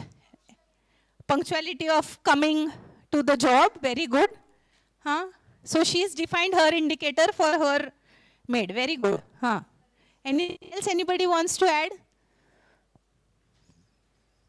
Anybody else? For me, her, as she said, coming on time is very important क्योंकि वो काम पे time पे आएगी तो only I can leave the house on time. So that is one key performance indicator. Another thing is cleanliness. Okay. So this is how. So let's come to the nursing clinical indicators. So what are the nursing clinical indicators? Or nursing performance indicators, key performance indicators. Anybody? Batao, it's okay if you're wrong, or it's fine. How do you think our nursing care can be excellent?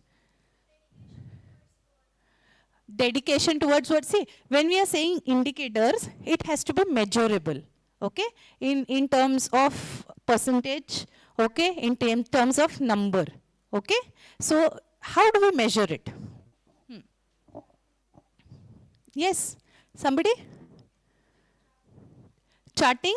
Yes, okay. So how do we do that charting? How do we measure that charting? Through audits. Yes, the compliance of documentation, the compliance of charting. Anything else?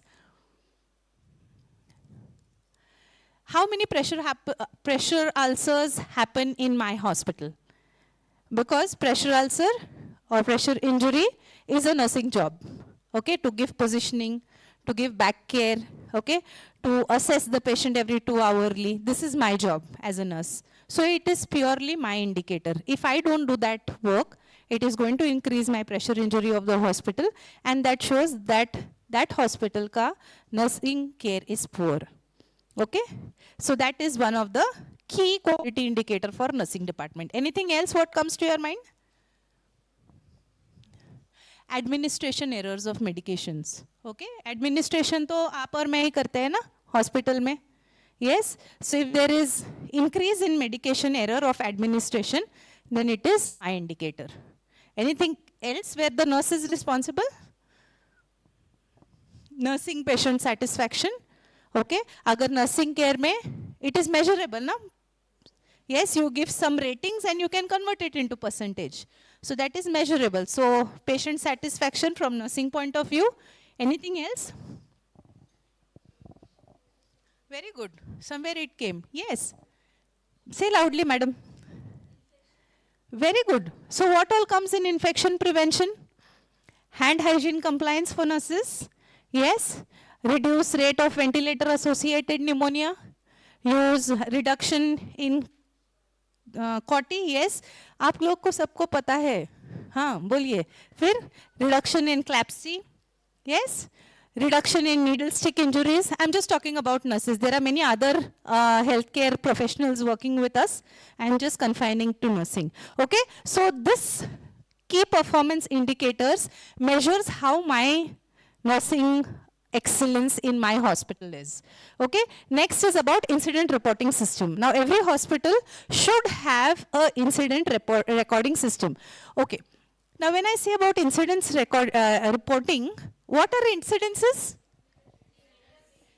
Anything which is not normal is an incidence. Okay? Patient chal raha tha, gir gaya, incidence. This speaker fell down here, incidence. Okay? I tripped from here, incidence, which is not normal. Okay? So this all in an hospital setting which is not normal is an incidence.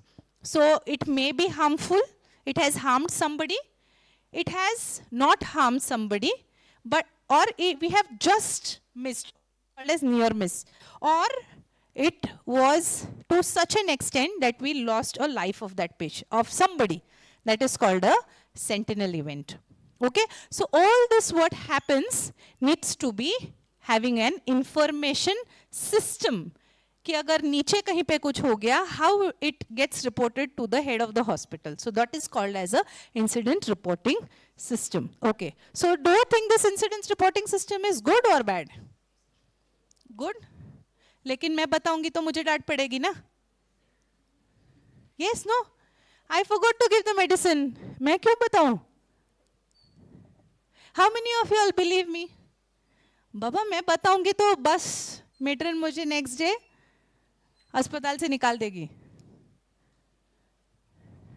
Yes, my dear girls, do you think that you are my future leaders? So I should get answers from you all. आप सोचते हो ऐसे? They are not moving their head, madam. क्या करे? So I say that you all trust me what I am saying. Please remember, incidents reporting is not to blame anybody. Okay? It is to improve the quality system of that hospital. It is not to blame. It's okay. See, let's say if I have forgotten, I'll take example of sir of the hypertensive medicine. I was supposed to give the medicine, but after let's say 10 minutes or 15 minutes, I realized that I forgot to give the medicine. If I have realized it, I have to go back to my head nurse or my in charge and admit that I forgot to give it. We can always get back to the clinician and ask, is this still a right time to give it? Okay? But let's say that I just keep it under the carpet. What will happen? What will happen? The patient might even land up worst into a stroke. Yes? Okay. So, what will happen? That nurse came to me. I said, डांटना तो नहीं है nurse को, नहीं तो भाग जाएगी. Yeah, और next time नहीं बताएगी. And that's the fact. Let's agree to it. So how do we build this trust, this reporting system in our hospital?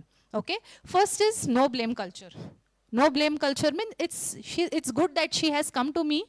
She has reported to me. Okay. Now I have to understand, which you see at the last, that is RCA. क्या है RCA? RCA, root cause analysis. Why did she forget?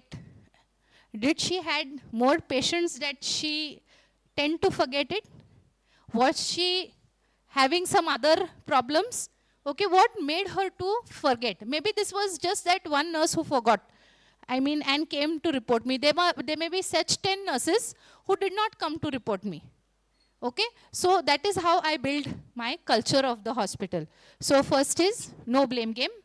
Okay, and to understand why, the root cause of it. Ask why 5 times and you will reach to the answer of it. Okay, so this is what is incident reporting system. So let's say I understood that the nurse had 10 patients to look after who were really vulnerable, who had more amount of level 1 nursing. Okay, and what do I do as a corrective action? That is CAPA. Okay, CAPA. Corrective action, preventive action. So for this particular example, corrective action is I pick up the phone as an head nurse. I call up the clinician. Meri nurse ne bhul gayi. Should I still give the medicine? I administer the medicine. That is my corrective action. Okay, and preventive action is, what is my cause? That I gave that nurse, poor girl, 10 patients. Next time maybe I can talk to my head nurse and give her 5 patients if the level of acuity is more. Okay, understanding? उसने गलती से तो नहीं किया है ना? Is there somebody in this auditorium who doesn't want to give medicine to the patient or wants to do some harm to the patient? Not really. There are certain causes which land up into incidences. So the whole motto of doing this incident reporting is to have a root cause and to work on the corrective and preventive action. And of course, it's through a continuous monitoring. And continuous monitoring can be done through audits as well. Okay, next. Okay, so again, when I come to quality assurance and ensure care, we ensure that there is safety of the patient, effectiveness in evidence-based and best outcome towards patient. Next is timely, right care at right time. Okay, let's say for this example, as I said, if hypertensive medicine I give after 6 and 7 hours, is it okay? So right time at that right moment. Okay, patient-centric, as at the beginning of my class I said, our main customer is patients. We earn our bread and butter from the patient. So he's the ultimate customer for us. So everything has to be with the patient. There is a chapter on NABH called PRE, okay, Patient Rights and Education. Okay, in that chapter it says, nothing without me, for me, or rather nothing for me, without me. What do we mean by that? अगर आप मेरे लिए कुछ कर रहे हो, तो मेरे बिना नहीं करना है. Okay, that is what it says about patient rights and education. If and ultimately, why a hospital is functioning, for whom? For patients, no? Yes. So for every patient, it has to be patient-centric. It has to be respect. It has to be in type of dignity and the individual needs of the patient. Next is efficientness, optimal resources, zero wastage. So whatever best resources we have in our institute, wherever you work, it may be a small clinic as well. So optimal utilization of those resources. Next is equitability. It should be fair, equal care for all. Okay. One of, again, I am giving you an example of NABH standards also. The very first chapter of care of patients says uniformity of care. What do we understand by uniformity of care? Wherever the patient is admitted in the hospital premises. It may be in general ward, it may be in critical care, it may be in the deluxe room of that hospital. The care, what he receives, have to be uniform. Okay, that is equitability. Okay, so that's about quality assurance. Next. Okay, so we were talking about nursing quality indicators. I've listed down few again. Medication error rates. So higher the medication rates, error rates, the poorer the quality. Okay, patient fall rate. Of course, the nursing is not the whole and sole responsible. It is a collective affair. Next is pressure injury indicator, is purely for nursing. IV infiltration extravasation rates, again purely for us because we are the only one who handles the IV lines. Hand hygiene compliance, okay. So following the 6 WHO steps is mandatory with all the 5 moments that are there. Nursing documentation compliance and patient satisfaction scores. Okay, we are going to work on this, if time permits. Okay, next. Okay, now I would just like to touch, when you go back from this CPD and you decide कि चलो अब हम आज तो learn करके आए, ये organisation में लास्ट ना आपको भेजा तो है, क्या करेंगे आज अस्पताल के लिए? Yes, और क्या करोगे कॉलेज के लिए? So what are we going to do? There is something called as this model which we use to formulate an audit. Okay, that is PDCA. So what is this PDCA cycle? First thing what we do is we have to plan. क्या plan करोगे? किस चीज का audit करना है? Okay, what are we going to audit first? Okay, next is do. So what are we going to plan and how are we going to do this? Okay, so let's say I make a plan of performing a IV cannulation audit. तो क्या करेंगे उसमें? What you have to do? We decided we plan to do a IV cannulation audit. क्या करना है अभी उसमें? How do we do it? What do we require? Can I alone go in my 570 bedded hospital to do an audit alone? आज मैंने decide कर लिया. चलो. Is it okay? No, it's not okay. Okay? It has to be in a standardized manner. I have to have a team which performs it. I need to have a standardized checklist to be done. Okay? Where will I do it? How will I do it? What will be the part of the checklist? So all WH questions are in the do part. Next is C is check. Check is the actual audit when it happens. Okay? And next is about the act. Okay, after doing an audit, let's say I compile the data. Okay, and I got that during IV cannulation, my compliance is only 50%. So rest now what do? I act upon it. Do my nurses need more training? what was the cause? Where are they lacking? Where are they lacking from that checklist which I have made? So that is the action.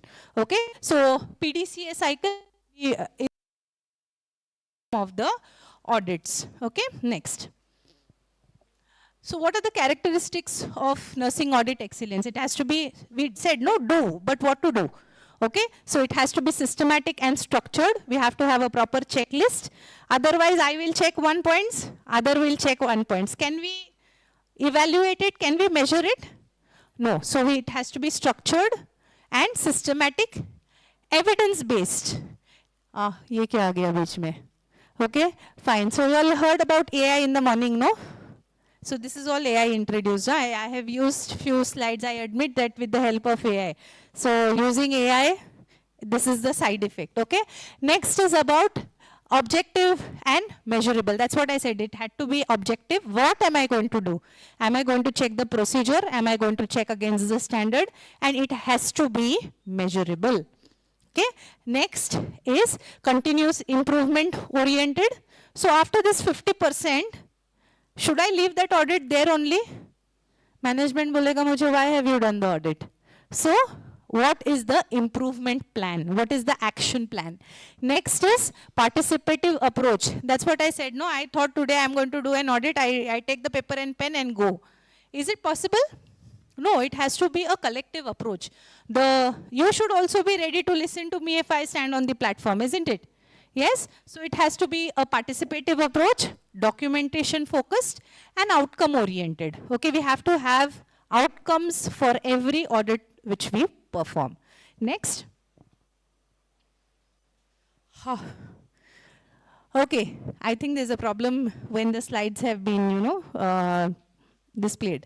Okay, next are what are the benefits of strong quality assurance and audit system. Next is first is to enhance quality of care. Okay, next is about reducing clinical errors, support continuous improvement, ensure documentation compliance, increase patient satisfaction, optimizing resource utilization and preparation for accreditations. Next. Okay. Now, role of a nurse leader in an audit. I've compulsorily, intentionally kept this blank. Okay. So what do you think? What is our role in audit excellence? Now I'm going to come down. कोई बात नहीं करता है. Yes. What do you think? You are going to be the nursing leaders tomorrow? Yes or no? Yes? No? Yes, no, say loudly. Yes or no? Yes, very good. So what do you think is our role in auditing? Yes. It's okay if you are wrong. Come on, tell your name. Good. Chalo, chalo, chalo. Come on. No? Okay. Anybody else in the group who would like to participate?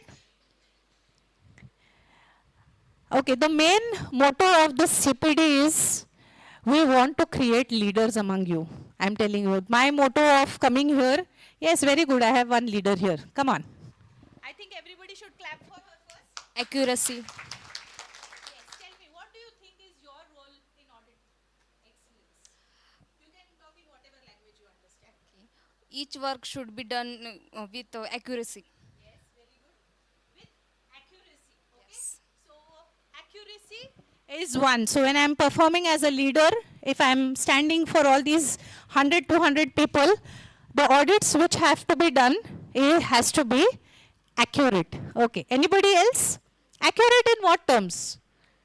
मैंने checklist थमा दी आपको, okay? मैंने बोला चलो audit कराओ. She will do some other thing. I will do some other thing. Then that checklist becomes tick list. So that's what she's very nicely said. Accuracy. What I actually see, I am going to document in that checklist. Anything else you want to add? Yes, please. Management of time. Very good. It has to be. She's picked up from my slides. Very good. Thank you. It has to be timely. Okay? मुझे लगा audit करना है ना, तो मैं मेरे time पे करती हूँ. Okay? Morning का evening का नहीं. It has to be timely. That's what I said. My group has to be ready. It has to be two-way. So it has to be timely. Okay, anybody else? Very good, come. Communication Yes, communication to whom? थोड़ा और बताओ. कम्युनिकेशनमध्ये म्हणजे आपण ग्रुपमध्ये करणार आहेत ना, मग त्याच्यामध्ये आपल्याला कम्युनिकेशन आपलं चांगलं पाहिजे. Good. I will build on her. Okay. So when I say communication, if I am a good leader and I have a team with me for audit, I will not stand alone. I am the leader. I have to take my whole team together and work towards that audit. And then only my audit outcomes will be measurable and fruitful. Anybody else would like to add on? Anybody else? Okay, so whatever quality assurance we have done, see, remember, we work towards patient safety. Okay, so whatever audits we perform has to have an outcome which ensures our patient's safety. So as a nurse leader, patient safety comes first. Second is my employer safety. Okay, if my nurse there is working and I find something which is compromising her safety, also becomes my, my moral responsibility to identify those and work on. Anything else anybody would like to add on? Yes. Implementation of all standards. Yes. So as we said, we have NABA, JCI accreditations, we have ISO certification. So those standards, to implement it in our hospital. Okay, so maybe after going from there, you can talk to your management. नहीं, हम लोग आज audit सीख के आए हैं, हम audit हमारे hospital में करेंगे. कौन सा है? Then we can do the PDCA. So what standards we know, what we learn from such kind of forums, we definitely go back and execute in our hospital. That is a very good role of any of the nurse leaders. Okay, anything else? Fine, next. Okay, I said at the beginning of the session that I would like to talk about my journey, my hospital's journey in one of the audits which we recently presented. This audit we had done for prevention of pressure ulcer. I said our hospital is 113 years old hospital in the heart of the city, Pune. We have a lot of CAPIs. CAPIs means community acquired pressure injury. म्हणजे pressure injury बाहेरून होऊन आमच्या हॉस्पिटलमध्ये खूप येतात. म्हणजे जर समजा आमच्याकडे एक 10 प्रेशर इंजुरी हॉस्पिटलच्या आतमध्ये होत असतील तर जवळपास 30 इंजुरीज माझ्याकडे महिन्याला ह्या बाहेरून येतात. Okay, so then we thought that we should do something about this CAPIs. Okay, HAPI आणि कापी हे दोन नवीन शब्द तुम्ही शिकताल आज. हॅपी म्हणजे हॉस्पिटल अक्वायर्ड प्रेशर इंजुरी, म्हणजे आपण ज्याला बेडसोर इनसाइड म्हणतो, आणि कापी म्हणजे कम्युनिटी एक्वायर्ड प्रेशर इंजुरी, जी प्रेशर इंजुरी हॉस्पिटलच्या आतमध्ये बाहेरून पेशंट घेऊन येतो. We started our journey in for NABH as a nursing quality indicator, and we did this Braden score assessment analysis. Okay, and then we realized आमच्या nurses assessment तर करतायत, पण ना जे actual करायला हवंय ते त्यांना समजत नाहीये. Okay, and then we realized that we should work more on pressure injury prevention, okay, awareness, risk assessments. So we took this initiative. We have broken this project into a year's project. Okay, now we are already in the validation phase. म्हणजे we call it as a 360-degree skincare program. Okay, and we had presented this paper of ours in Skillathon, which was, arranged by Apollo Group of Hospitals, and we presented in IHD, the International Health Dialogue, which just happened in January, and KEM being one among the 47 participants across India where we took these projects. So what I want to tell you from this is, let's not keep the audits which we do, okay, let's not keep it for ourselves. We have lot of such platforms where we can present these audits and we can share ideas. Okay, या journey मध्ये आम्हीही बऱ्याच hospital सोबत बोललो. We have an aim to make this framework And we want to reach to the colleges, we want to reach to the community, we want to reach to the PHC, where our nurses are aware about this pressure injury prevention, and the CAPIs, the community acquired pressure injury which we are getting, we can reduce to some extent. HAPIs, तर of course every hospital is doing की माझ्या hospital मध्ये आल्यानंतर pressure injuries should not happen. But what about which is happening in the community? So we aim at creating a curriculum. We have made a module which will help colleges, which will help school of nursing, which will help community people to prevention of CAPIs, and we are trying to put it at a entrepreneurship level. Okay, next. Okay, so madam, do we have time for group activity or should I cut it down? I think we should cut it down because our time was supposed to be at 4. Okay, so maybe the group activity which I was going to give you all can go back to your hospitals and decide one audit which you will go back and perform in your ward. I was going to give you all few audits and work on the PDCA cycle and get back to present. Okay, so we'll skip this. Next. So with this, thank you very much. I hope I have given the justice to my topic. Yes, audits. Any questions? I'm happy to take. Thank you.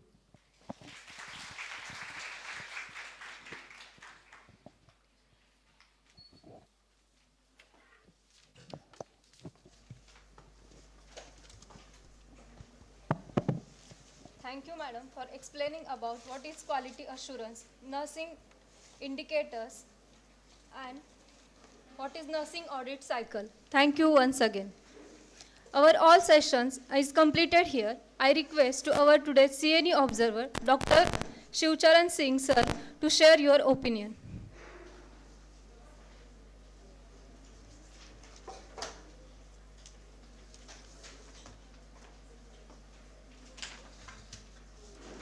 Good afternoon.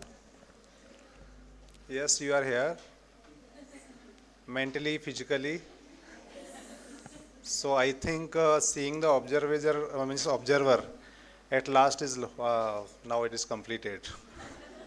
So I am again thankful to the organizers that at last I am there only for the 2 minutes. I will not take much time. So already package of the knowledge you got full day. So firstly, I'll like to thankful to the organizing team, because the organizing team is working hard. That is, we all can see it is very systematic, very well organized, within time, and engaging all the participants and very smoothly. So congratulations to all the team. Definitely our leader, ma'am, is there. And along with that, all the teams. And throughout the day, we can see started with the Vimal Kedar ma'am. She has just taken all the experience, whatever she is having in the life of the, whatever in their tenure, working in the government hospital as well as the other hospitals. If we see from the Inamdar hospital, Sarli madam, Lieutenant Colonel Sarli madam has just delivered her thoughts along with all the experienced examples. Then Suvarnwala madam, you might be seeing that lecture, it was like the less, and it was like most of the experience only.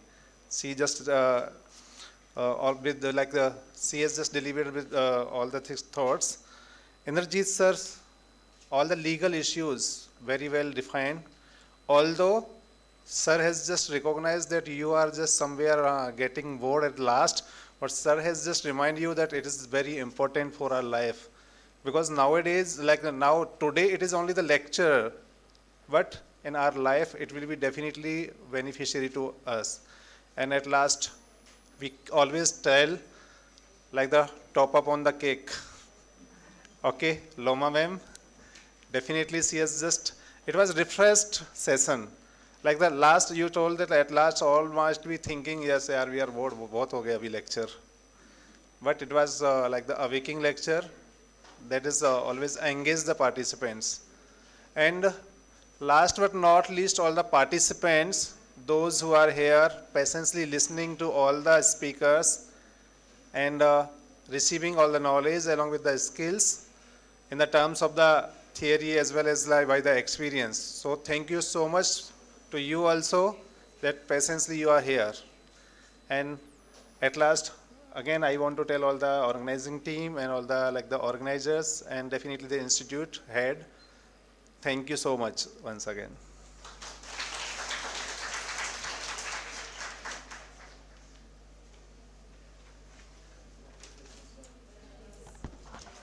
Thank you, sir. Now, I request to Principal Mrs. Sheetal Nikam, Madam, to give vote of thanks.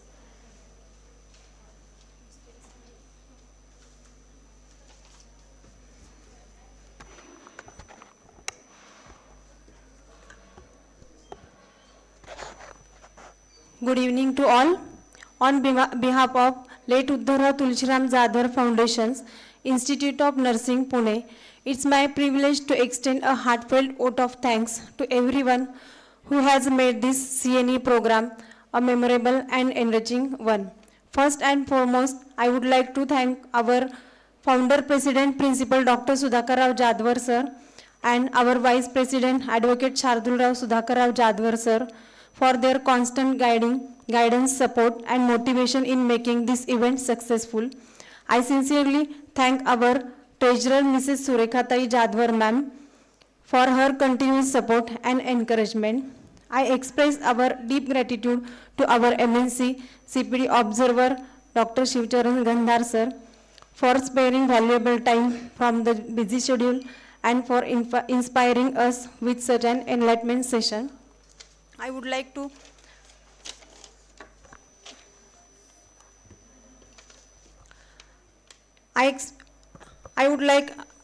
I would also like to extend my sincere thanks to our esteemed speakers, Mrs. Vimal Vijay Kedar ma'am, Lieutenant Colonel Cheryl ma'am, Dr. Suvarnamala Mendere madam, Mr. Indrajit Jadhav sir, Mrs. Loma Wagmare ma'am for gracing this occasion and contributing to the success of this program. I sincerely thank our committee members, staff nurses, student nurses, social media team, technical team, and who work tirelessly behind the scenes to ensure the smooth conduct of this program. Once again, I express my heartfelt gratitude to everyone who contributed to making this CNE program a grand success. Thank you so much.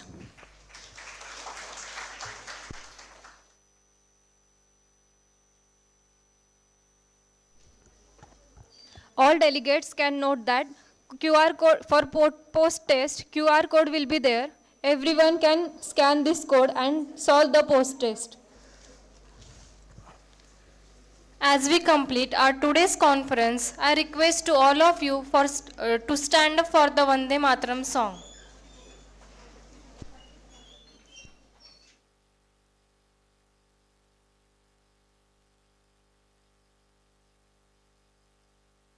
Vande Mataram Sujana Vande Mataram Vande Mataram Sujana Sukhala Vandaya Jashitala Sasya Shyamala Mataram Vande Josna Pulakitayamini Pullakusumita Druvadala Shobhini Sudhasini Sumadhura Bhashini